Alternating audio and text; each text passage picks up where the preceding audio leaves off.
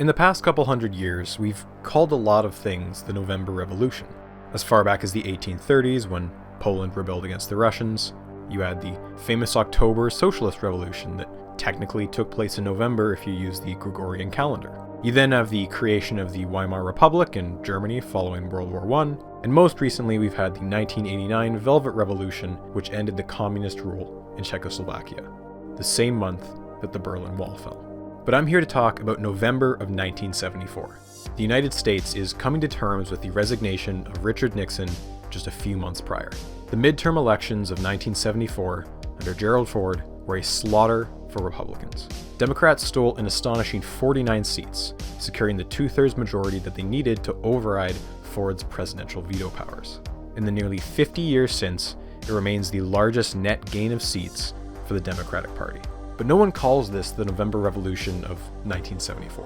That name belongs to a decidedly non-political event. Physics is about to experience a coincidence so remarkable, so improbable, that we're unlikely to see anything like it ever again. By this point, most of the physics community was in agreement that atoms were made up of three things: a dense nucleus of protons and neutrons surrounded by a fuzzy cloud of electrons. And all of the observable matter in the universe was just combinations of these three ingredients. But by the 1960s, there were those who suspected that maybe there was a level even deeper than the subatomic, an even smaller set of particles that made up the protons and neutrons. Quarks, as they were called, supposedly came in three flavors: up, down, and strange. And despite some experimental evidence in favor of this quark model, it was still up for debate whether quarks were actual physical particles or just useful mathematical concepts that helped to resolve some of the weirdness of certain experiments.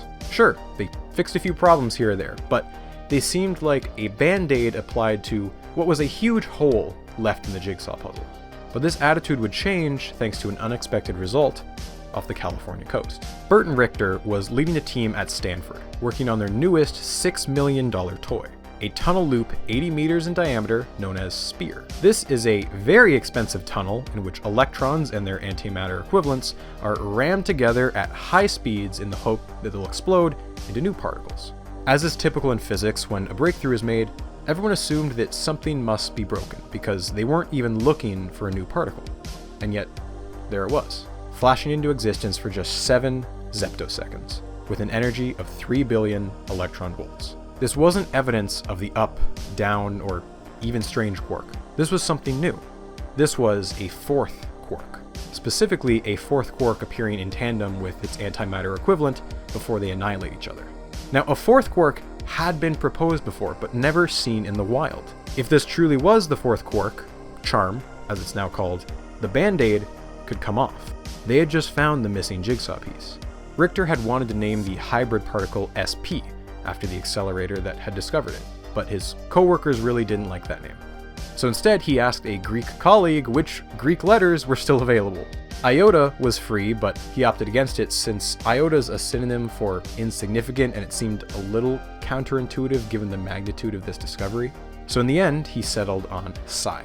Later, they would observe the path the particle took using a spark chamber. A spark chamber is a stack of high voltage metal plates filled with helium and neon. When a high energy particle passes through it, the gas ionizes, leaving a visible trail of sparks. And somehow, the spark trail was the exact same shape as the letter psi. Now, this fact on its own is crazy, that a particle was named and then very soon after resembled the shape of its name.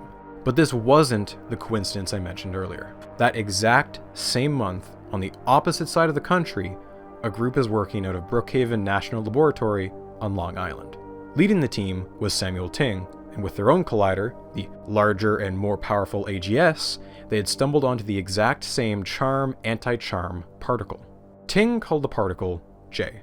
As the story goes, he chose J because it's remarkably similar to the Chinese character in his own name. Other stories behind the name have cropped up over the years, but if I had to choose a personal favorite story, it's that J is the first letter of his daughter's name. On the 11th of November, Ting flew to Stanford for unrelated reasons and just happened to cross paths with Richter.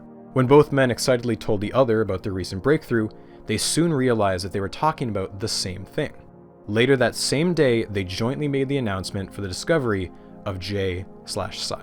It's astounding that such an important discovery was made independently within such a short period of time. For this reason, J/psi is the only subatomic particle that has two officially recognized names. But we don't call it the November Revolution because of one discovery. We call it that because it pointed the whole field in a specific direction, kicking off a decade of discoveries. That same year, Jean Iliopoulos would compile what is now widely understood to be the first ever edition of the Standard Model of Physics. At this point, it's an even larger jigsaw puzzle, still missing some critical pieces. And you know how jigsaws are. Even if a piece is missing, you can still kind of infer what it should look like.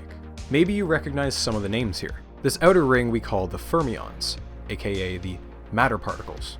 The top half is the family of quarks. Note that you'll never find one of these on their own, only in larger combinations called hadrons. Only 3 years after the discovery of charm, the first evidence of an even heavier fifth quark was found. This new one was named the bottom quark. What this suggested was that there is a sixth partner quark also out there, waiting to be found, and thus the search for the massive but elusive top quark had begun. Gotta tell ya, this is one hell of a naming convention. On the other side here we have the leptons. Unlike quarks, you can actually find these alone in the wild. They consist of the electron, who you may recognize from their greatest hit, electricity. Less well known are its big sibling, the muon, and the even more recently discovered, even bigger sibling, tau. Each of these three have their own corresponding pets, the neutrinos. One of them is still just implied, but we're pretty sure it's out there. Moving on inward, we have another class of particles, the bosons. If fermions make up matter because they're firm, then the bosons make up the four fundamental forces. I don't have a mnemonic for this one. The photon you've probably heard of. It's responsible for all light and EM waves. You can thank Einstein for that one. At the tail end of the 1970s, the gluon had popped up in experiments. It's responsible for gluing together quarks to make protons and neutrons. The other two here are still missing in action. You have the W and Z bosons, which supposedly control nuclear radiation and decay. Their existence was so certain, though, that theoretical work suggesting them had already won a Nobel Prize. And that's about all there is. That's the Standard Model of Physics. Well, okay, no, not technically. There were those who proposed another boson, one that would tie all the other particles together in a field. And this field would supposedly explain the origin of mass. At this point in time, it wasn't so widely accepted, and thus its time in the spotlight will come much later on. So, as the 1970s gave way to the 1980s, this was the state of the Standard Model and most of particle physics. But something was becoming clear. To make further progress and find those missing pieces, the technology needed to catch up first. The heavier the particle, the higher the energy needed to produce it. They needed bigger accelerators.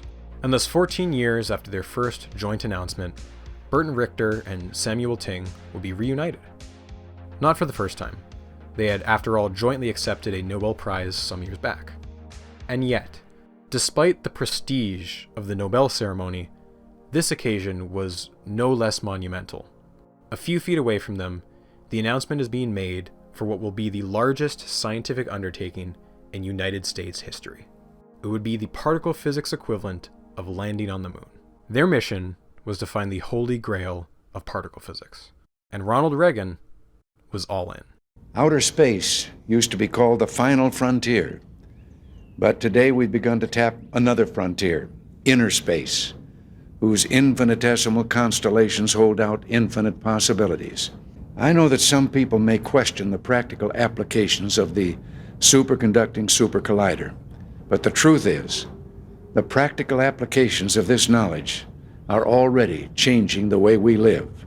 In the face of ever-increasing global competition, the United States must maintain the leading edge in science and technology, and building the world's largest particle accelerator is a visible symbol of our nation's determination to stay out front.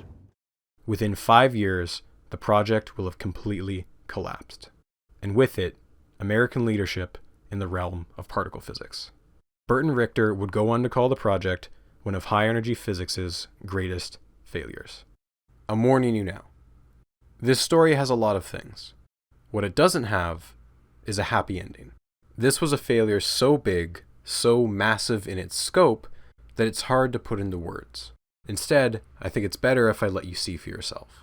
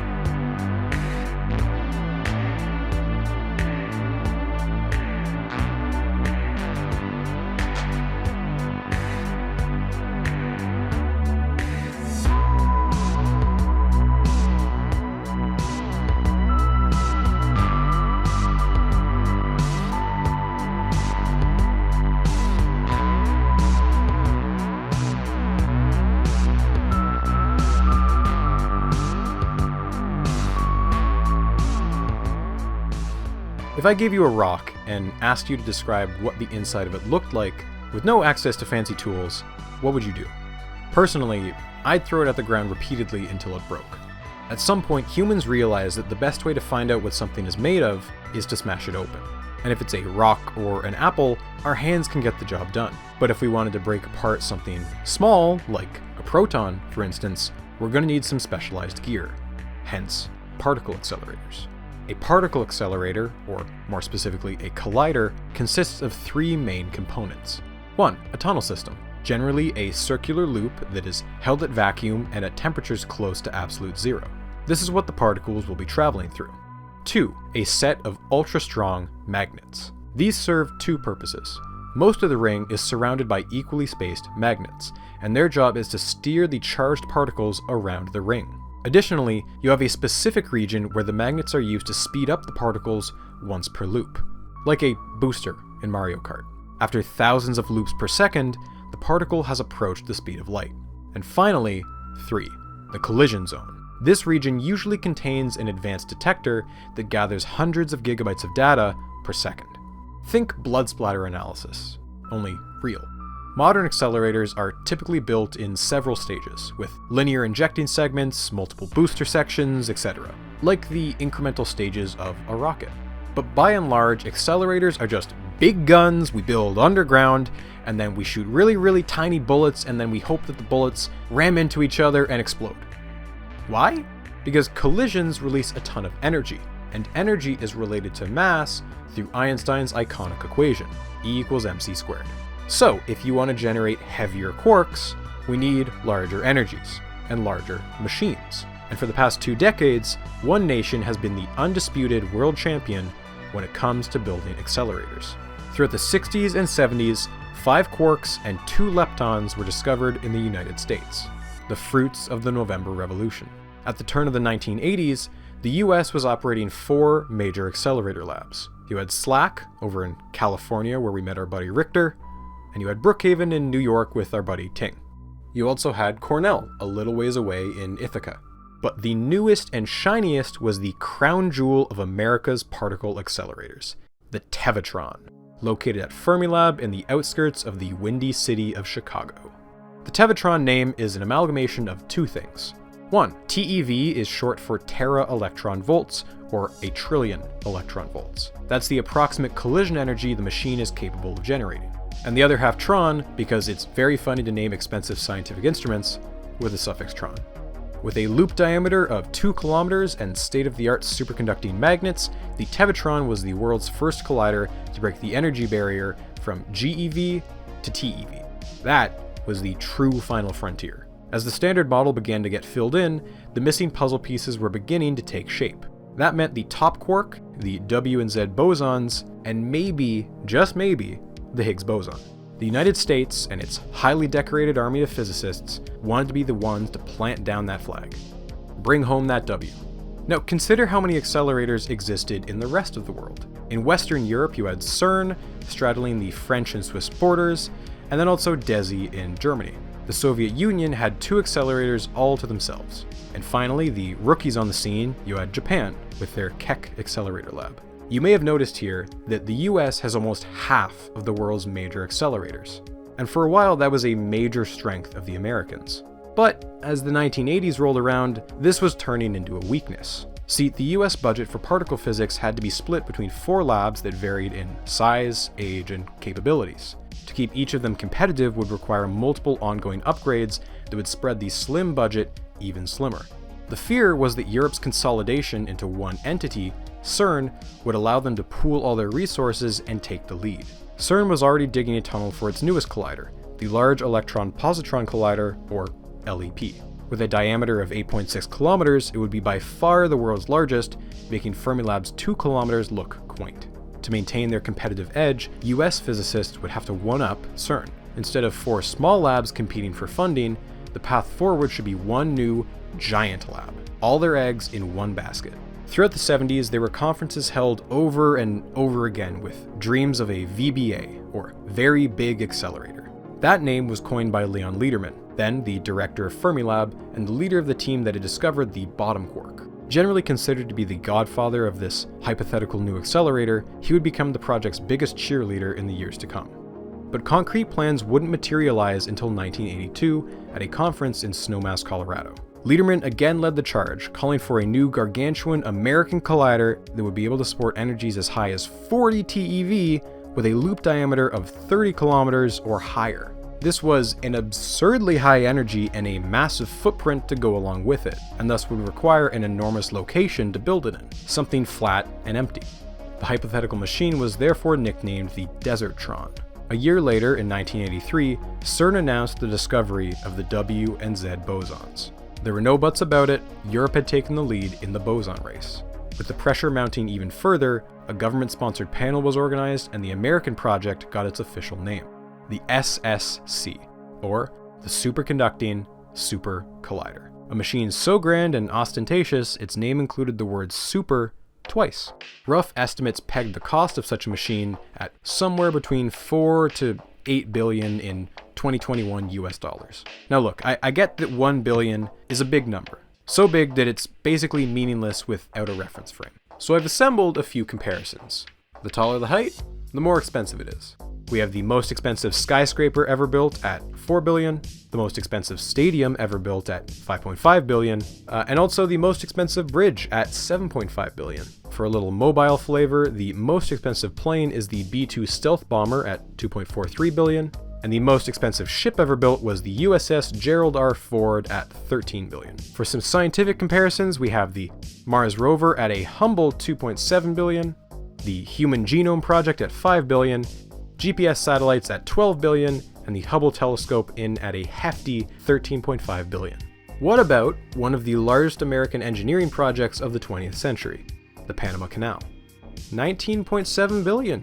So overall, I don't think we're doing too bad considering this thing may or may not unlock the secrets of the universe. But still, there was only one way they were going to pay for a machine that expensive: the American taxpayer. And to be clear, each of America's previous 4 colliders were paid for the same way, but each of these had a comparatively baby budget of a few $100 million. Look at them, little baby machines. Don't get me wrong, it's nothing to scoff at, that's a lot of money. But when it comes to taxpayer-funded projects, there is a big difference in a price tag that starts with an M versus a price tag that starts with a B. Not only that, these 4 colliders were built during a period of American history that was far more sympathetic to the whims of physicists. How do I put this?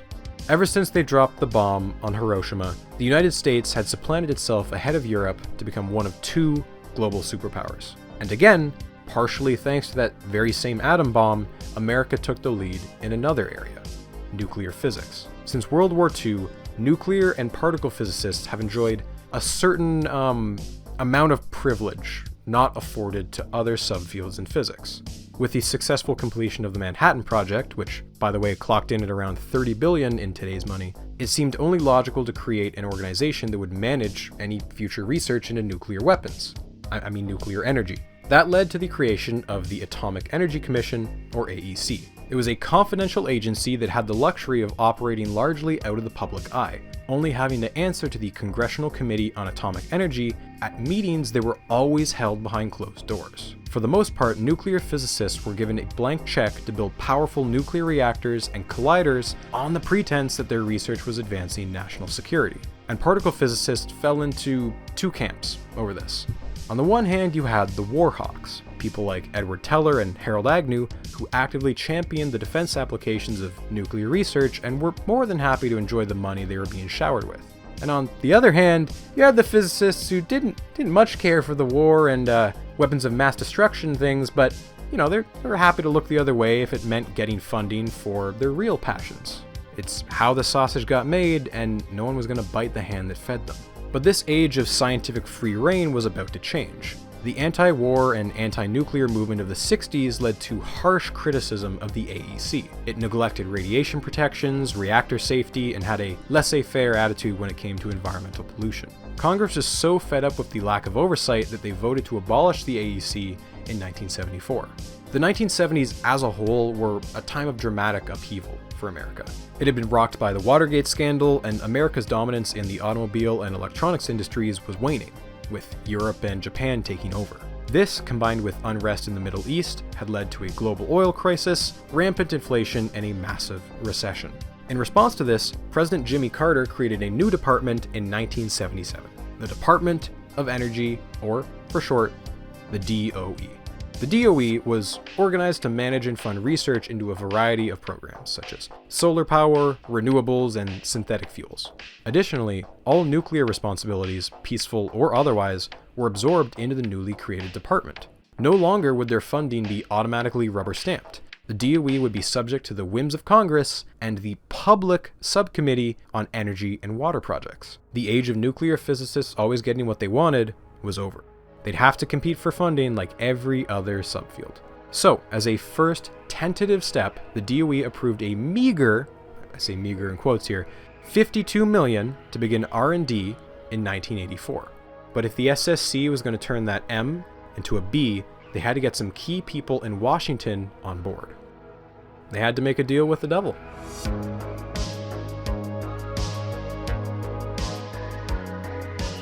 The SSC only got off the ground due to an alliance of convenience. There had never before been a scientific project of this scope, both in the physical size and financial cost.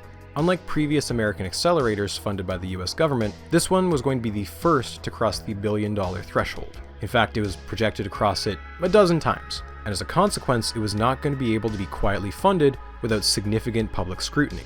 In particular, it needed the stamp of approval of one very specific person.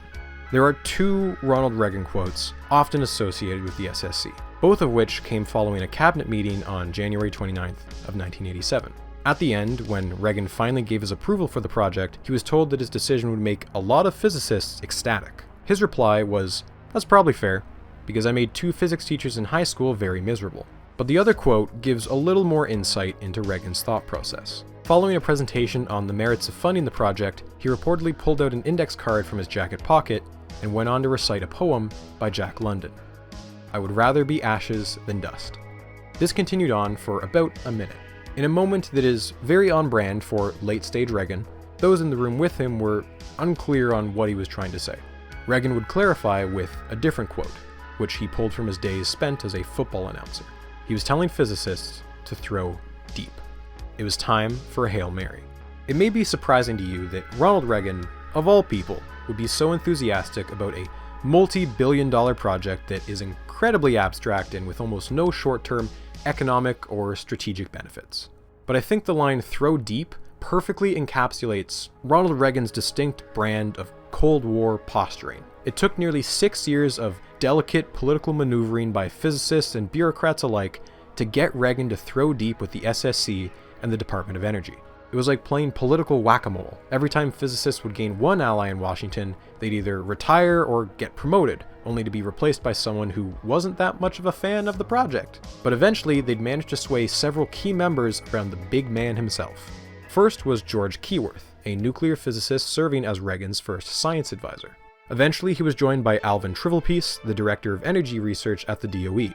He did a lot of the legwork to eventually get the support of John Harrington, Secretary of Energy. And Harrington was finally high enough up the bureaucratic food chain to arrange that fateful cabinet meeting where Trivelpiece gave the pitch that ultimately swayed Reagan.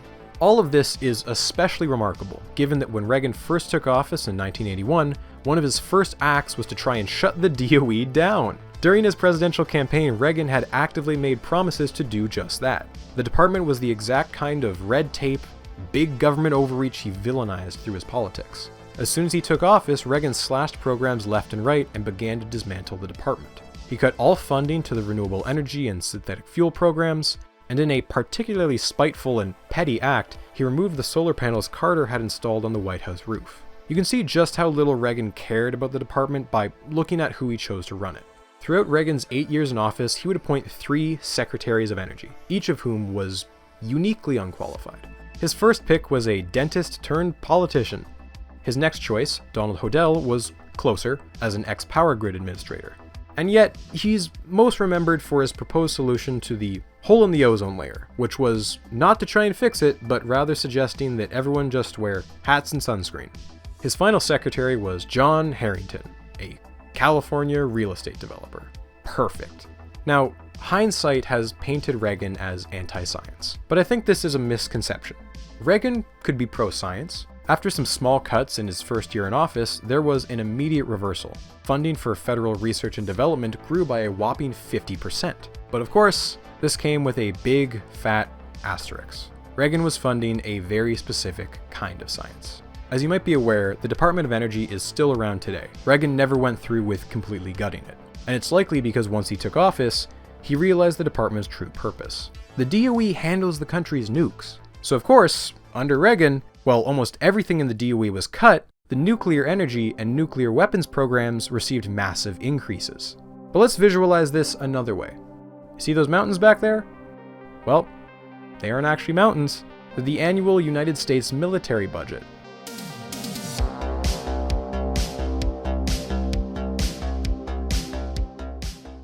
Now obviously this is on a different vertical scale than our collider here. If I put them on the same scale, everything would be so squashed as to be useless. It's mostly for the aesthetic, but also to give you a sense of the evolving priorities of the US government. The Reagan bump, or Mount Gipper as I like to call it, is staggering when compared to the administrations that came immediately before and after it. Reagan oversaw the largest peacetime buildup in US military history. Reagan was intent on winning the Cold War, and his strategy was to outspend the Soviets in every area they could. And while most of this new funding was going towards personnel and equipment, an ever-increasing amount of it was going towards a new generation of high-tech weapon systems. Before Reagan, if you broke down all R&D funding in terms of civilian and military comes in at just 47%. Under Reagan, those digits just straight up swapped up to a whopping 74%. 3/4 of all R&D funding was now being used exclusively for military purposes. Take it from Reagan's science advisor, George Keyworth. Those areas that are most exciting and those most necessary to the economy or national defense should be supported at a higher level than areas that are dormant. Thankfully, for particle physicists, there was an upside. One of the exciting areas Keyworth was referring to was the search for the W and Z bosons over in Europe. Despite Reagan's priorities being defense, he was also a firm believer that the government had the responsibility to fund basic research. That meant low-level physics and chemistry. Recognizing that even though there was no short-term applications, many years down the line the research would prove to be essential. For that reason, and also the influence of Alvin Trivelpiece, funding for energy research rose by 80% under Reagan. If a few Americans could win some Nobel Prizes, that'd be a nice bonus. Other fields of science were not so lucky, and they began to resent nuclear physics as the teacher's pet of the US government. Less flashy areas such as condensed matter physics, renewable energy, medicine saw their budgets stagnate due to inflation, or in the worst cases, receive deep cuts. In the eyes of the Reagan admin, they were too application heavy. Those areas should be the responsibility of private industry, the invisible hand of the glorious free market.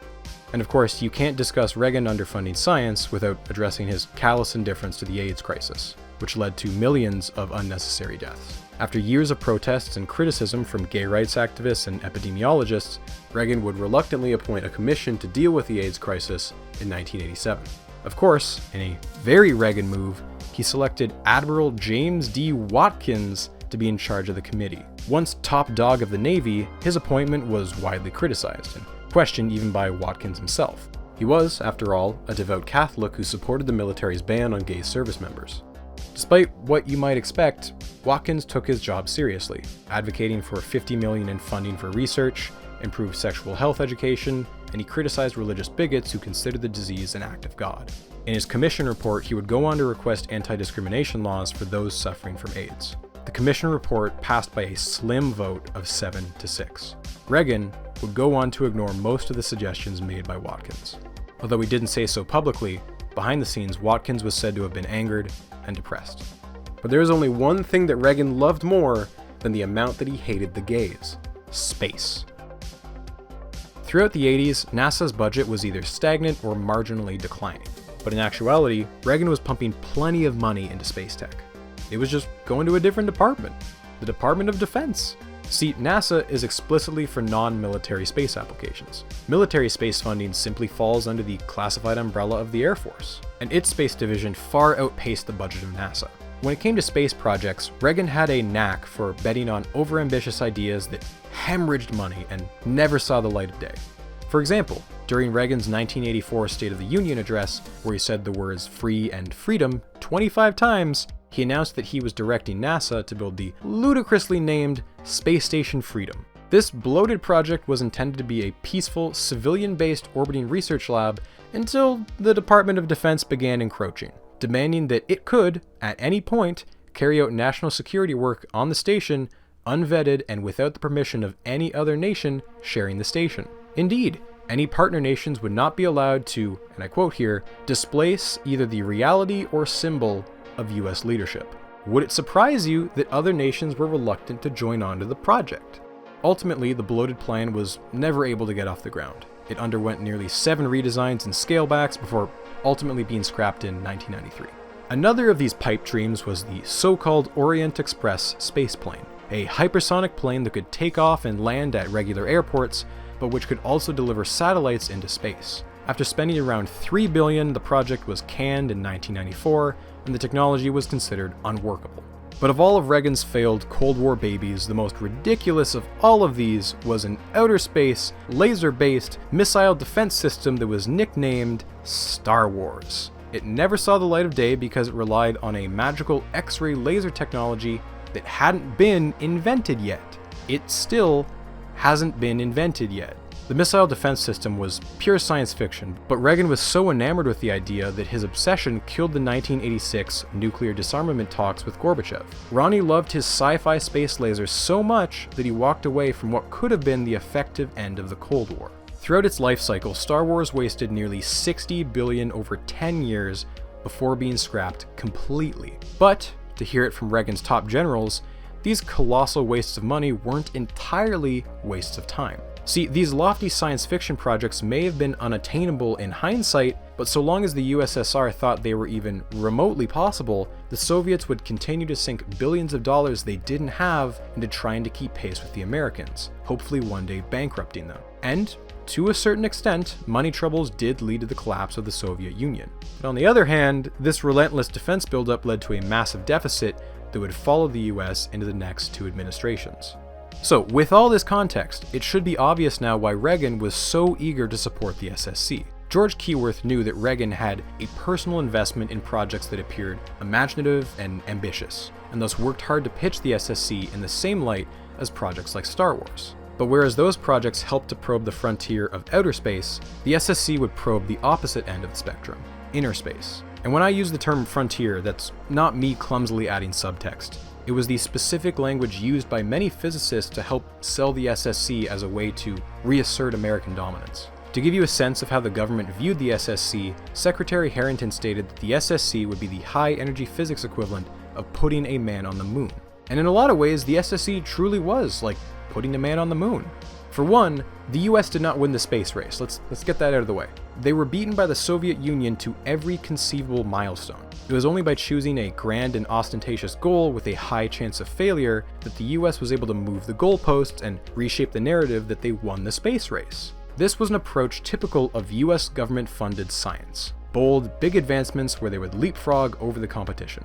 And whereas they competed with the Soviet Union when it came to space, their rival in the realm of particle physics was Western Europe. American projects aimed for the stars, designing riskier, bigger machines that were miles ahead of the slower, less ambitious, and meticulously engineered European counterparts. Europe's accelerators were far more likely to work on their first attempt, but that slower process meant that throughout the 60s and 70s, the US had beat them to many important breakthroughs. The SSC was very much following in this template, a bold leap forward in terms of both max energy and size. But it was also very risky. Years of R&D would be required for magnets, a massive empty location with stable geology that could handle years of tunneling. It was a massive gamble, but it was the kind of gamble that Reagan loved to make.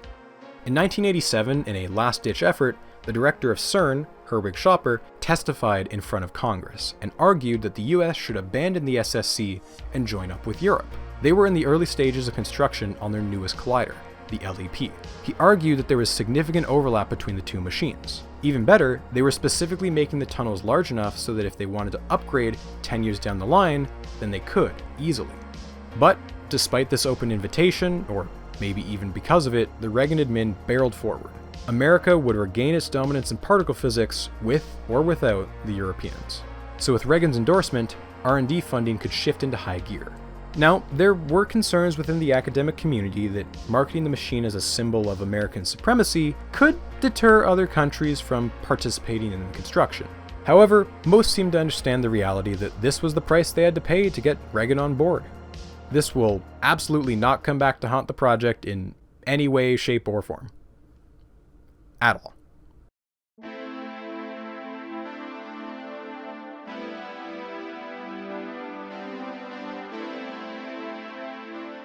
Meet Maury Tigner.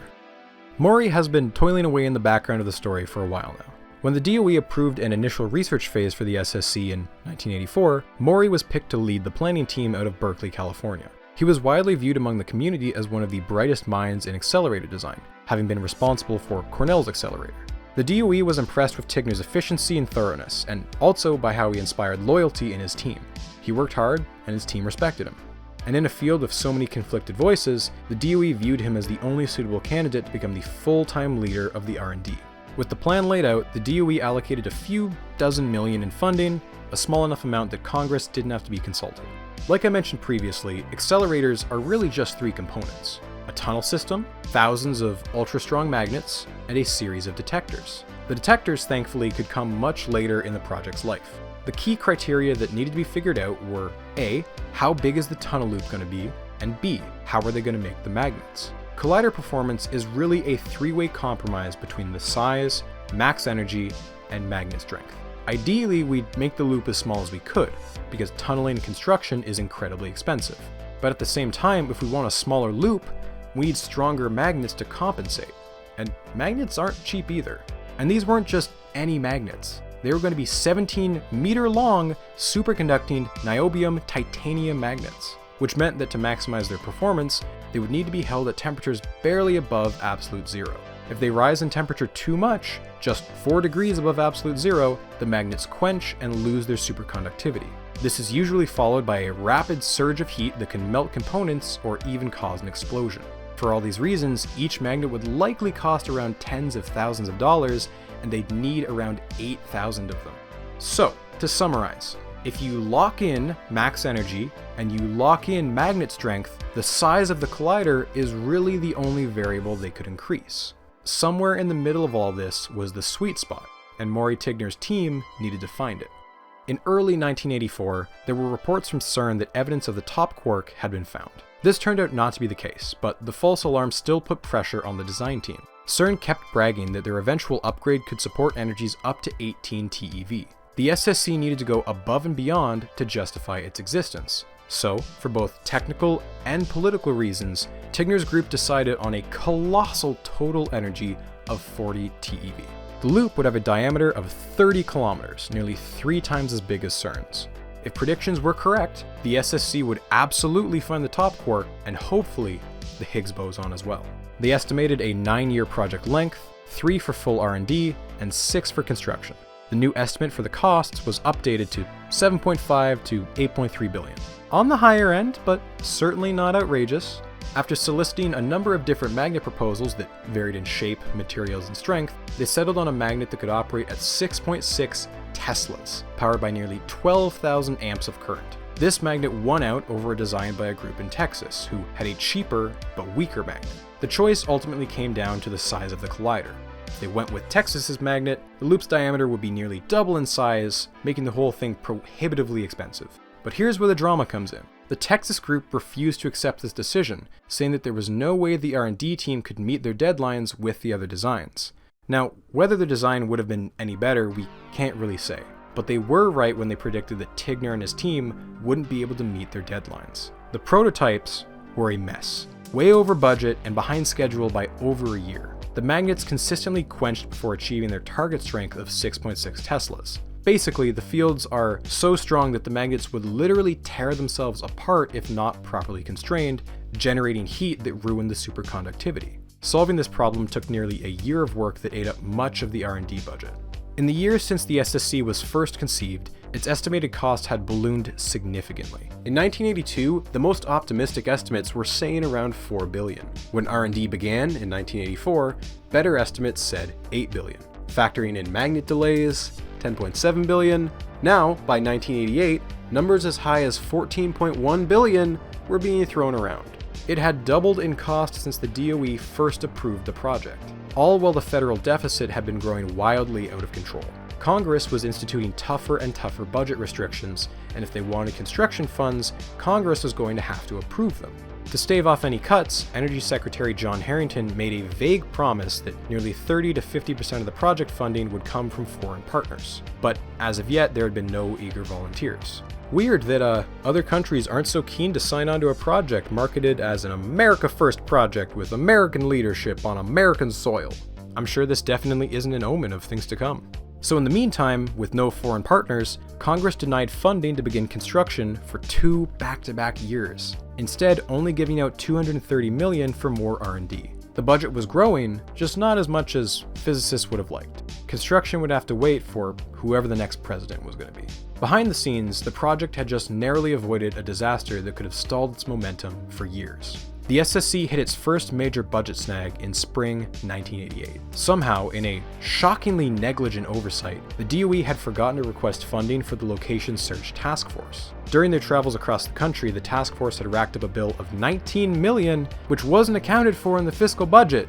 And Tigner's boss, Wilmo Hess, who was in charge of the search committee, refused to go back to Congress and request more. Instead, he insisted that the $19 million be cut from the R&D team's $61 million, which put Maury Tigner in one of the worst positions imaginable. It was already halfway through the fiscal year, which meant that R&D had already committed funds to the magnet development, the purchasing of superconducting wire, and staff salaries. Can you guess which one the DOE wanted Tigner to cut? And when I mean cut, I actually mean lay off almost his entire staff. Tigner, as you might expect, refused to do that, since they were already behind schedule, but also because he'd be laying people off who had no jobs to go back to. Many of his employees had left comfy university positions to come work for him. Applying for funding for academic jobs is often a months-long process with no guarantee you'll be approved. If you let them go, he'd be screwing them over, with no guarantee they'd even want to rejoin the project at a full year. Tensions reached their peak on a particularly nasty Friday the 13th. Wilmo Hess phoned him up and ordered him to deliver a list of names to fire that same day. Tigner reluctantly began making a list. Disaster was thankfully averted by lunch, when news came that the chairman of the Appropriations Committee had finally allowed the DOE to take the missing $19 million from elsewhere. Tigner held his ground, saved his employees, and likely a ton of momentum for the project. It was a small victory, but Tigner's refusal to give in to DOE orders had made him some enemies. When he first joined the project, he was viewed as a highly respected and competent academic. Now, he was labeled as someone who didn't follow orders, and that would have consequences in the coming months.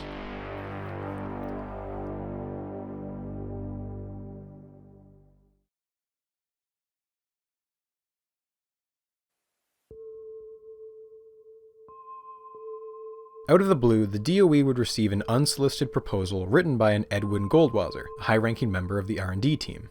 He argued in this 14-page proposal that the URA was the logical organization to manage both the construction and eventual operation of the SSC lab. Now, the URA, for context, is the Universities Research Association, a nonprofit that consists of nearly 90 universities which operates the US's largest physics labs. Among these was Fermilab, which at the time was home to the world's largest accelerator. It seemed only natural that URA should be sole-sourced to manage the new collider. However, there was a question of ethics. Was it acceptable to award such a big contract to the first and only organization to submit a proposal? Or should the DOE wait and have a public bid to avoid accusations of corruption? And in fact, Alvin Trivelpiece actually brought up this proposal in a meeting with high-ranking DOE officials, and supposedly, one of those high-ranking officials, possibly Secretary Harrington himself, had a pen in hand, ready to sign the proposal until they asked if the matter had to be resolved right this second. Trivelpiece reluctantly said no, and the proposal was tabled. It stayed this way for months. Eventually, Trivelpiece stepped down from his role in the DOE, and the project had lost its last remaining key supporter in the White House. Months later, the URA sent in a slightly revised proposal for a second time, but Trivelpiece's interim successor, James Decker, wasn't a confirmed political appointee, and thus didn't have the clout to push the proposal up the food chain. Again, poor timing prevented the project from moving forward. It wasn't until August of 1988 that the DOE officially put out a public call for proposals to manage the SSC. But the deadline was only 3 months away. Way too soon for a project of this scope. Really, the only group that could meet a deadline like that was one that had already submitted a proposal. In essence, the DOE was telling the URA that yes, you can have the job, but we don't trust a bunch of egghead scientists to do it on their own. The URA was now going to have to jump through additional bureaucratic hoops to show that they were willing to play ball with the administration. First, they wanted the URA to bring in private industrial companies to assist in the construction. And secondly, they wanted them to prepare a clear chain of command for the lab. So, the URA begrudgingly complied, submitting a report that was much more in line with the billion-dollar proposals commonly found in the military-industrial complex. The modified proposal brought on Sverdrup Corp and EG&G Inc. as equal partners. The former would handle the construction of the facilities, and the latter would be responsible for admin, electronics, and scientific instruments.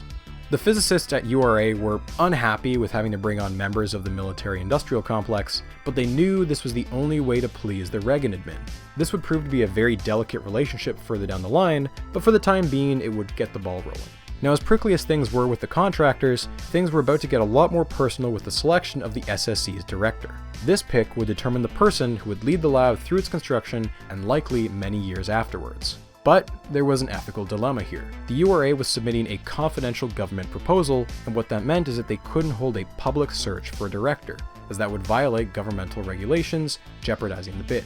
In essence, they were worried about the science equivalent of insider trading. So the URA opted to conduct the search in secret, severing their connection to the existing R&D team headed by Maury Tigner. Dozens of names were thrown around for the proposed director. Names you might recognize were Burton Richter and Samuel Ting. Maury Tigner was another top candidate, although he was unaware of this at the time. Even Alvin Trivelpiece was considered, and it's speculated that he resigned from his position at the DOE to avoid a conflict of interest. Reportedly, the two runners-up were Leon Lederman, director of Fermilab and the SSC's godfather, and Nicholas Samios, director of Brookhaven. But the winning candidate was Roy Schwitters. Schwitters had worked under Burton Richter and had played a key role in the November Revolution, as well as being a manager on one of Fermilab's major experiments. It had given him prior experience managing hundreds of workers, which was not something that most physicists could claim. But what really locked him in as the pick were his skills as a communicator. He was polished, statesmanlike, and in the eyes of the URA, the exact kind of person who could convince Congress that the SSC deserved funding. He was the tycoon archetype, someone who could unite small and big science towards a common goal. It's also rumored that it was an editorial that Schwitters wrote in Politics Today that convinced Secretary Harrington to back the SSC. So with a director chosen, URA finally drafted up a chain of command below Schwitters to submit to the government. Directly under Schwitters, you had Maury Tigner, serving as deputy director. Helen Edwards would serve as head of the accelerator division, and Bruce Chrisman as director of laboratory administration.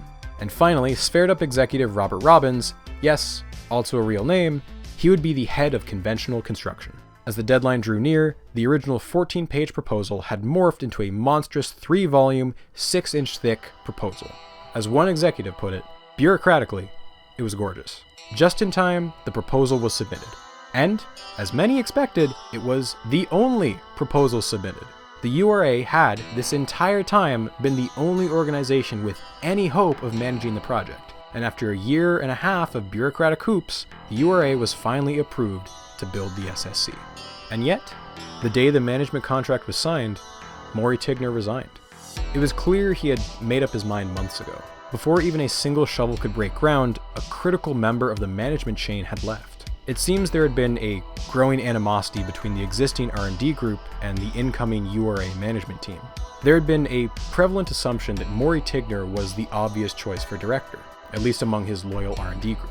Maury had been partially blindsided by the selection process, as URA had carried it out in secret to avoid a conflict of interest. In the end, Maury was passed over because he was known for being guarded and impatient with non-physicists, overly blunt at times. His technical wizardry was unrivaled, yes, and he was considered the best man to build the SSC, just not to manage it. Schwitters was much more adept at wooing the Washington bigwigs who would be necessary to keep the project alive. As a consolation, Maury was named deputy director. He and Schwitters would negotiate their respective roles. However, these discussions were unproductive and emotionally fraught, with Maury never satisfied. Schwitters soon realized there was a gap between them that couldn't be bridged. It was clear he wanted total authority on lots of detailed stuff that couldn't be guaranteed. He had a very specific list of people he demanded in key roles. So if not the deputy director, then perhaps the project manager, a role many of his peers thought would be ideal for him. It was less front-facing than the deputy job, requiring far less public relations and far more technical know-how. Well, according to Tigner himself, the DOE had indicated that I would not be acceptable as project manager. Ever since that fateful phone call, the DOE labeled him a troublemaker. And so there was only one path left for Maury, going back home to Cornell. When Tigner left the project, so did many of the loyal senior staff who worked beneath him. Thus, many of those who had spent 5 years working on the R&D side were simply gone from the project. Those that did stay were much fewer in number and peppered throughout the project in mid-level positions that gave them much less seniority than they previously had. The selection of Schwitters over Tigner, and then Tigner's eventual departure, was the first sign that big physics was changing. Gone were the days of risky, pioneering academics given free rein. Now it was the age of the corporatist, conservative physicist, beholden to bureaucracy and micromanagement. This split in attitude would prove irreparable and would lead to worse clashes down the line. Maury Tigner was the first person on this chart to leave, and he won't be the last. But for now, it was time to get to work. It was time to build a collider. While the selection of the URA and Roy Schwitters were both big news, for the country at large there was a far more interesting contest playing out. Where was the SSC going to be located? In terms of a timeline, there was a strong push to have the site selection finalized by the end of 1988. This would allow Reagan to be able to leave office in January with one last major announcement, a final accomplishment he could claim as his own after 8 years in office. And so the clock was ticking. In April of '87, the site selection contest was announced. Now, as exciting as the project was to scientists, it wasn't exactly going to appeal to the average US citizen, or more importantly, the average state politician. So instead of marketing the SSC as a science machine, the feds marketed it as a job creation machine. Specifically, one that would create 2,200 temporary construction jobs, 4,500 permanent lab jobs, as well as a guaranteed source of $660 million in yearly funding. Jobs win votes. Simple as that. And with that, the grand prize had been set, and the contest had the attention of nearly every state in the nation. After 5 months had gone by and the September deadline rolled around, the Department of Energy had received 46 proposals from nearly half of the 50 states. Of these, 7 were outright rejected for not even meeting the bare minimum requirements, including one that was pitched to be in space.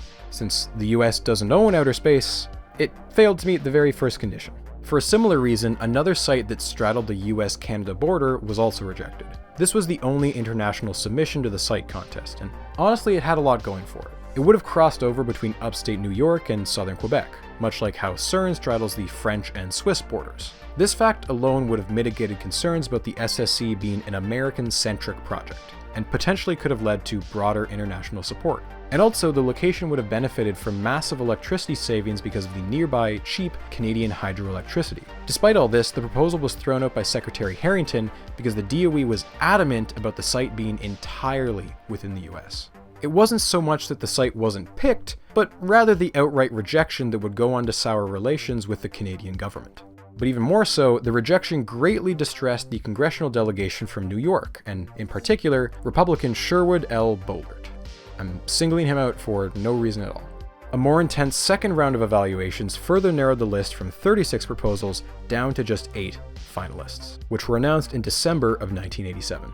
Arizona, Colorado, Illinois, Michigan, New York, North Carolina, Tennessee, and Texas. And almost overnight, there were some big changes. First, there were accusations of favoritism. This is a little far-fetched considering Reagan and Harrington's home state of California hadn't made the shortlist, almost entirely because California is far too susceptible to earthquakes. A slightly more valid concern was preferential treatment for wealthier states. See, the DOE had made a big show about how cost savings weren't going to be considered in the initial rounds, as they wanted the decision to be as impartial as possible. What they feared would happen was a bidding war, where bigger states that were more wealthy would just offer state funding as an incentive, leaving smaller states at an inherent disadvantage. So for that reason, a coalition of smaller states passed a law requiring all financial incentives to be submitted in a sealed envelope and only opened after the winning site was chosen. This, of course, was a farce, because many state legislatures would make very public announcements about how they were offering over $1 billion in state funding, and the task force would just have to pretend like they hadn't heard any of it. The second big change was much worse for long-term support of the project. Marketing the SSC as a job creation machine and not a science machine had enormous short-term benefits. The site competition had been fierce, with many enthusiastic proposals vying for those tantalizing jobs. But as the majority of the states were cut from consideration, almost overnight their elected representatives pivoted from supporting the project to loudly complaining that the SSC was nothing more than a $15 billion parasite that was monopolizing the bulk of the nation's science funding. You couldn't even market the SSC as a science machine now, because now the rhetoric had shifted to how bloated the project was and how we should instead be funding several smaller scale physics projects. In hindsight, this should have been an obvious outcome. Only one state was ever going to host the machine, and therefore those oh-so-valuable jobs. Only a few days after the announcement of the finalists, New York Governor Mario Cuomo withdrew the Rochester, New York site from consideration. Apparently, there had been a strong local opposition to the project due to its relative proximity to a large city center. Now, with the sole exception of Chicago, Illinois, the remaining 7 site locations were all extremely rural, with far fewer people who would need to be displaced to build the project. Each of the remaining sites had their own advantages. Arizona, for instance, would only have to displace 4 families, compared to the hundreds of families at other sites. Tennessee and Colorado had the best geology for cheaper tunneling. Texas, Michigan, and North Carolina sites each had a good variety of industrial infrastructure nearby. But for most academics, the winner was a foregone conclusion. The contest was just a months-long dog and pony show to give the impression of political fairness. Fermilab, located in Chicago, Illinois, was inarguably the best choice for the site. Chicago was no stranger to this exact sort of competition. It had been the winner of a 1966 site selection competition to build Fermilab in the first place. And to beat a dead horse here, it was home to the world's largest particle accelerator, the Tevatron. With Fermilab already constructed, you'd be saving enormous sums of money on the existing lab infrastructure and the hiring of thousands of staff and researchers, with ample housing and universities right nearby. But perhaps the strongest reason, advocated by Nobel laureate James Cronin, was that the building of the SSC at Fermilab would keep the US at 4 particle accelerator labs, not 5. He argued that Europe enjoyed the advantage of only having to support 2 accelerator labs. Going from 4 labs to 5 would only be making their problem worse. During a week-long retreat, the task force wrote the final evaluations for the remaining 7 sites, and they submitted the report to the DOE on November 7th of 1988. A few days later, Secretary Harrington made the final call. The SSC was going to be built in Texas. What? What do you mean Texas? That was the phrase that reverberated throughout the scientific community.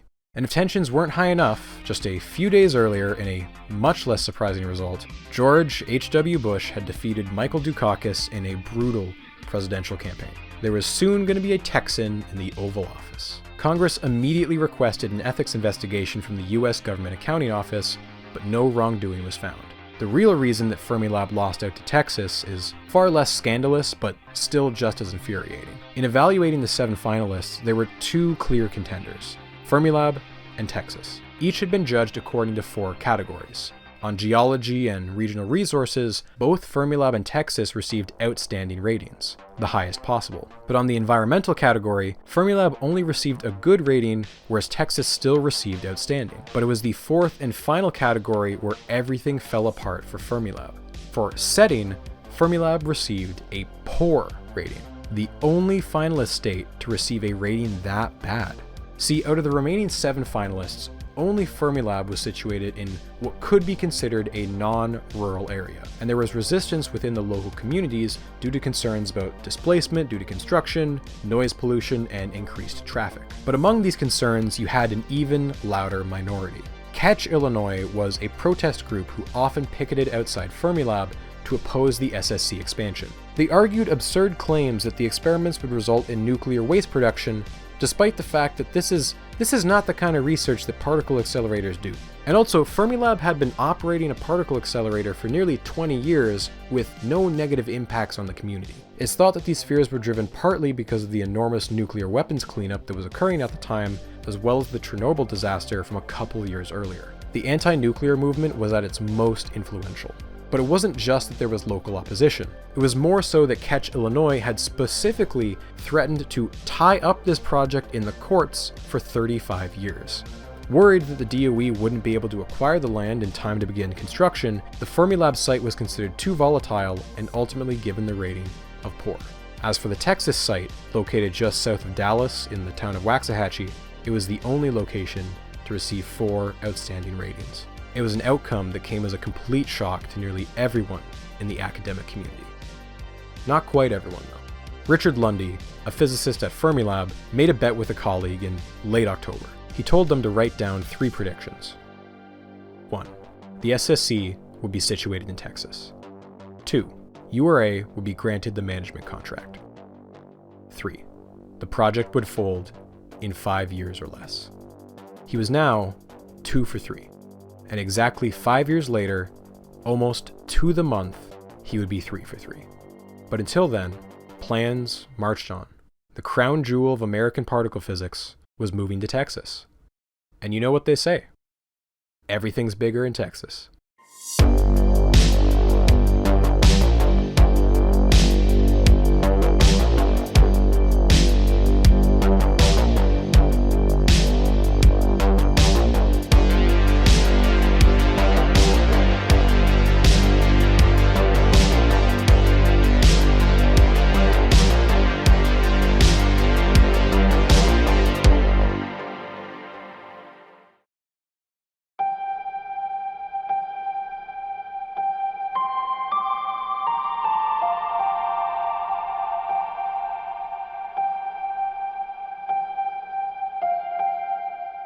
It's a chilly November morning in Chicago. 2 days ago, George H.W. Bush won the 1988 presidential election against Michael Dukakis. Today, November 10th, it was announced that Waxahachie, Texas would be the site for the world's largest particle accelerator. The news had leaked to the press early, and many of the physicists driving to Fermilab on that Chicago morning had heard the bad news via their car radios. They waited and gathered throughout the halls of Fermilab and pondered the future. Would the lab be shut down? What about their jobs? Later that day, around noon, they found themselves sitting in the main auditorium, where the lab's director, Leon Lederman, was going to address the disappointing news. Just a month earlier, Lederman had won a Nobel Prize for work he did in the 60s. Expecting a somber speech, the audience erupted into a fit of laughter when Lederman donned a comically large cowboy hat. After the noise died down, Lederman began to read his speech. Much like George Bush 2 nights earlier, he had 2 speeches prepared. One for the best case scenario, and one for the worst. Lederman began by expressing his disappointment in the site selection, and like many of those there, he maintained that Fermilab would have been a better location to build the Superconducting Super Collider. As for Fermilab's future, he reminded the crowd that the SSC wouldn't be up and running until at least the year 2000, and that in the meantime, Fermilab's Tevatron would remain America's biggest collider.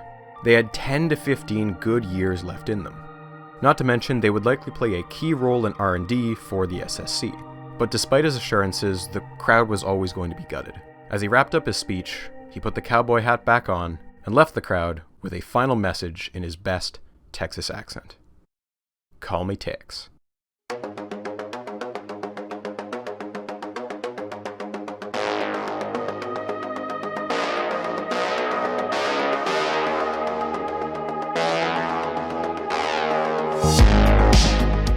Despite the doom and gloom up in the Windy City, there was still a firm belief that the project could succeed down in the Lone Star State.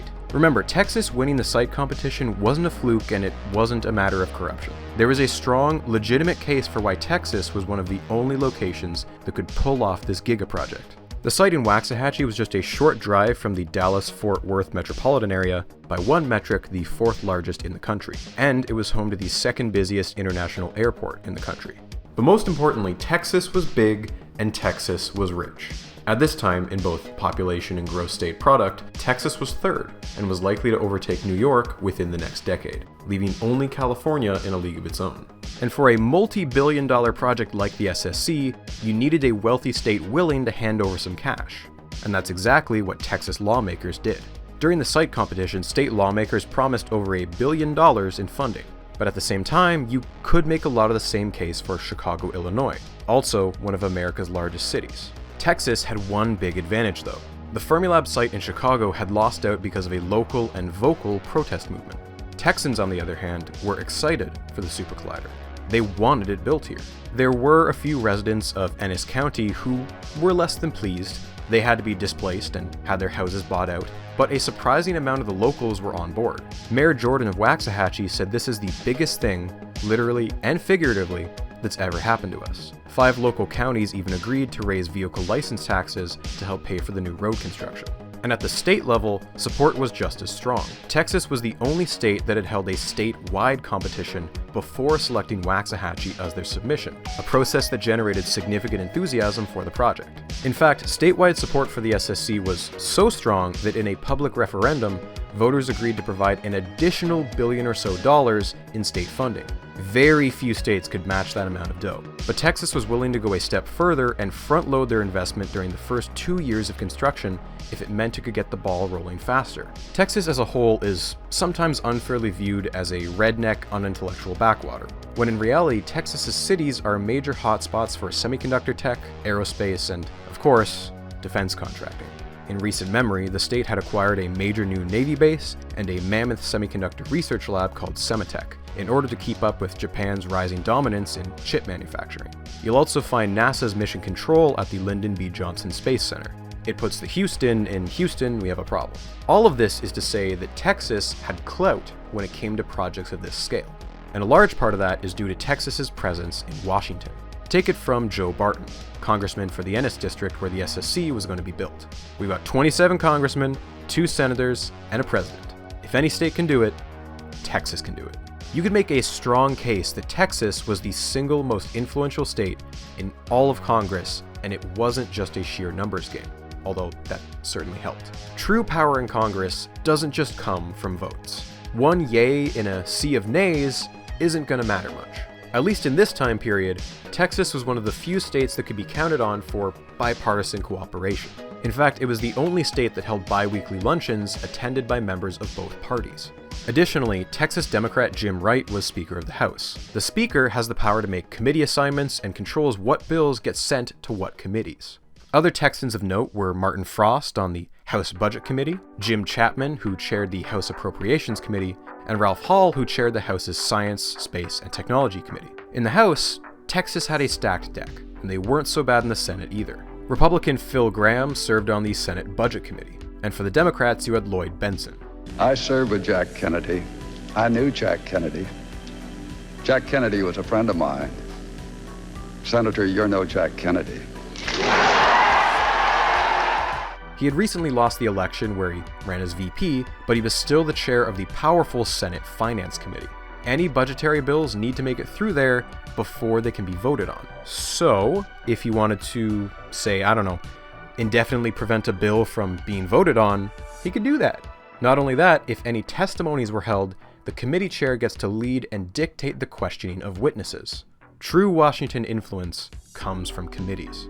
And finally, you had George Herbert Walker Bush in the White House. But then we come to priorities. The Super Collider is big priority, a big part of our investment in America's future. And when you talk basic research, this is the Louvre, the pyramids, and Niagara Falls all rolled into one. And where once we reach for the moon above to explore new frontiers of our universe, soon we'll begin to tunnel below to learn about the fundamental question of science, how our universe began. His support for the project had less to do with him being a Texan, and more so that the SSC began under Reagan when he was VP, and it would be bad optics to change his mind now. And if you had Bush on your side, you also had his presidential veto. Sure, Congress could vote to kill the SSC, but as long as they didn't have a 2/3 majority, Bush could veto any budgetary bill as a last line of defense. Of course, Texas is just one state, and even with all their influence, they can only do so much. They needed other states on their side. Texas had won the lottery.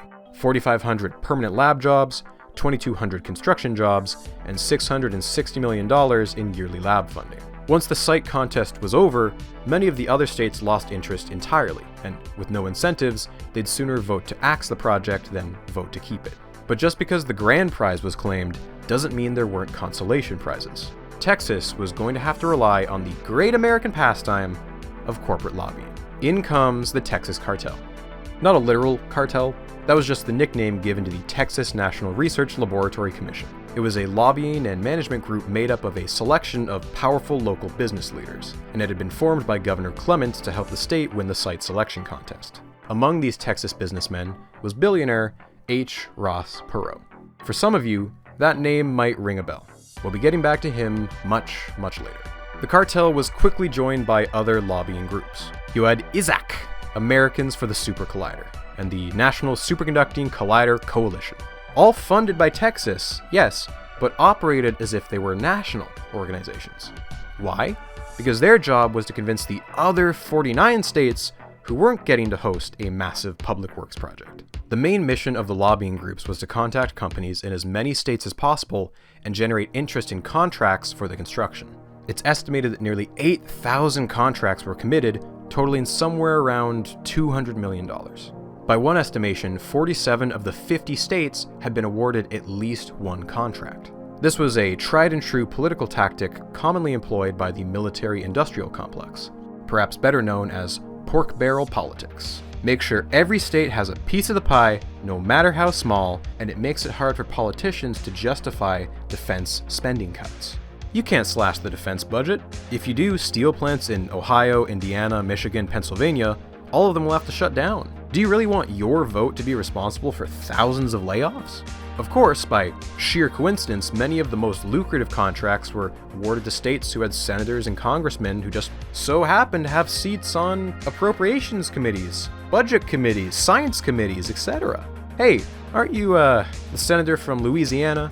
Say, would you and your constituents be interested in a magnet plant? See, we need a lot of magnets, and you want jobs for your people to make some magnets. I feel like this would be a mutually beneficial arrangement. After months of the cartel greasing just the right wheels in Congress, the House and Senate agreed to allocate nearly $500 million towards construction. This budget wasn't without any speed bumps though. A group of 3 congressmen had proposed an amendment asking to delete construction funds and allocate less than half of that for more R&D to give more time to find international partners for the project. The House voted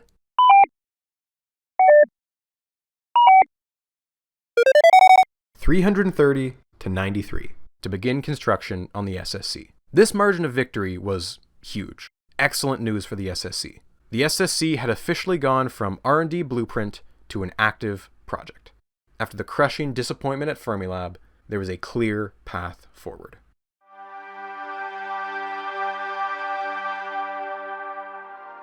It didn't take long for things to go off the rails.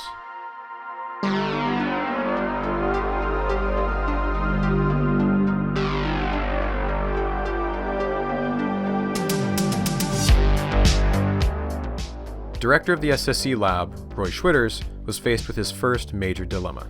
who was going to replace Maury Tigner as project manager. Maury's technical knowledge of the project had been unrivaled, and the loyalty of his staff was fierce. Losing him also meant losing many of his loyal employees, resulting in a knowledge gap during the transition from California to Texas. But that wasn't the only thing not to make the transition. One of the key elements missing from the project management was a cost and control system. These days, it's practically a given that any major project in both the private and public sectors will employ a robust tracking software to keep tabs on timelines and budgets. But in the late 80s, with computer use still becoming mainstream, physicists weren't widely using them yet. On the contrary, many physicists actively resisted using such a system, as they viewed it as another layer of bureaucracy and micromanagement that was keeping them from their actual work. In hindsight, not implementing a tracking software was a disaster waiting to happen. Not to mention the contract signed with the Department of Energy legally required one to be implemented. They just didn't do it. Back in the R&D days under Maury Tigner, there had been a successful system being used, but with no one to bring it over, it evaporated into thin air. Roy Schwitters needed a strong second in command, someone who could handle the day-to-day stuff while Schwitters focused on working with Washington. While searching for a permanent replacement, Doug Puett stepped into the role and made attempts to implement this system, but faced firm pushback from physicists who hated the system because they viewed it as micromanaging. Even senior managers like Helen Edwards kept making excuses to avoid using it. But this was a multi-billion-dollar project and would very much come back to bite them later.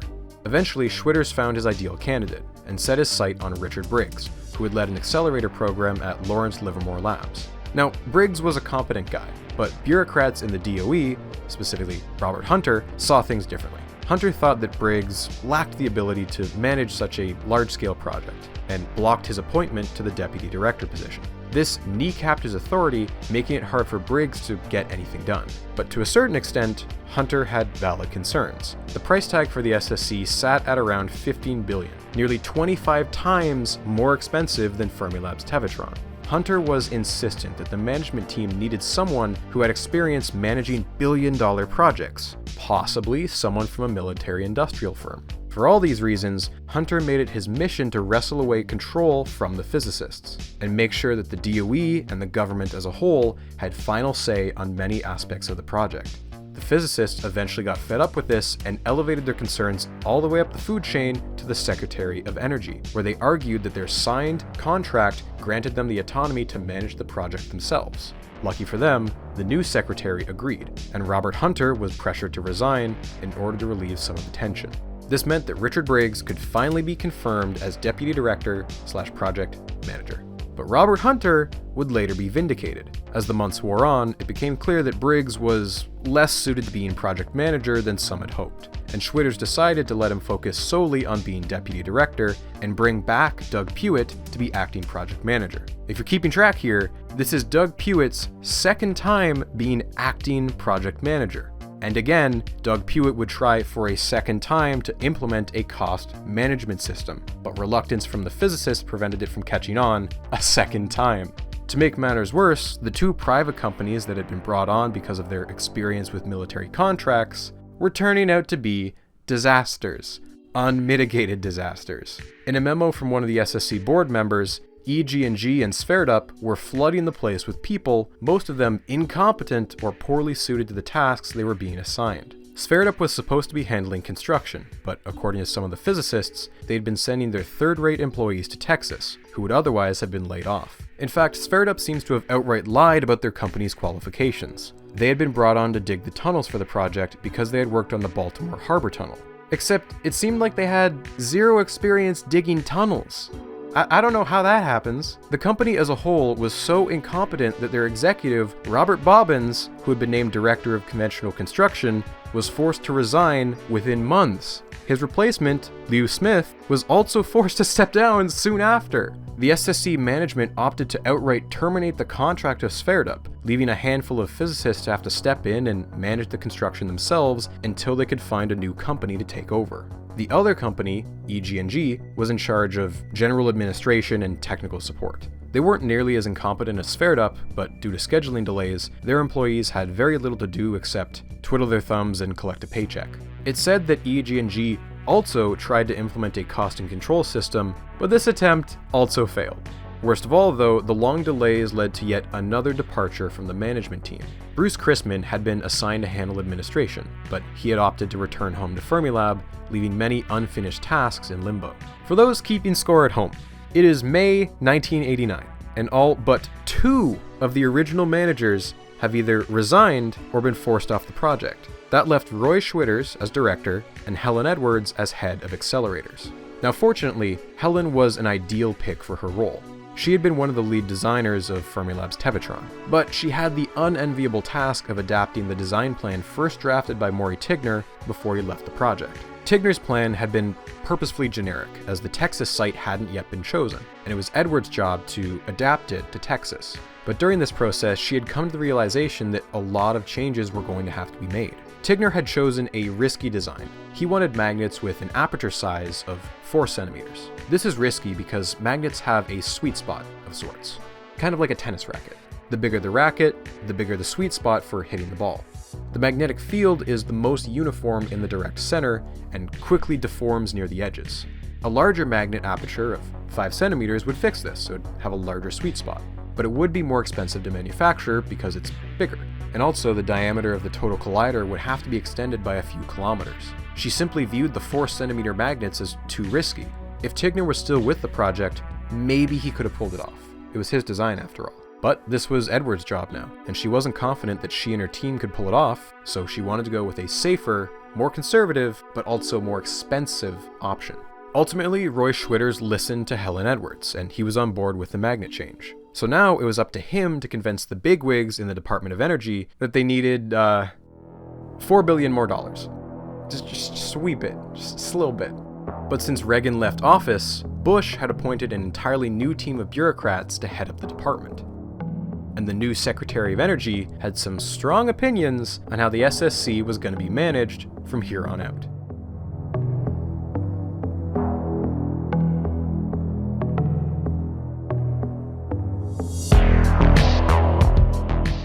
On November 9th of 1989, 2 very important things happened. Number 1, the Berlin Wall came down. Number 2, Roy Schwitters visited Washington to deliver some very bad news to the new Secretary of Energy, a man who wasn't exactly in the mood for bad news because of the first thing.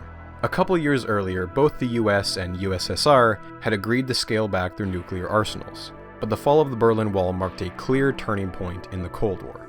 It was basically over. And now the American public had to reckon with the consequences of the insane nuclear buildup of the past decade. Turns out when you test thousands of nuclear warheads, you generate tons of nuclear waste. The 80s had given rise to a vocal anti-nuclear weapons movement, and thanks to the Chernobyl disaster, it had gradually morphed into an anti-nuclear anything movement as well.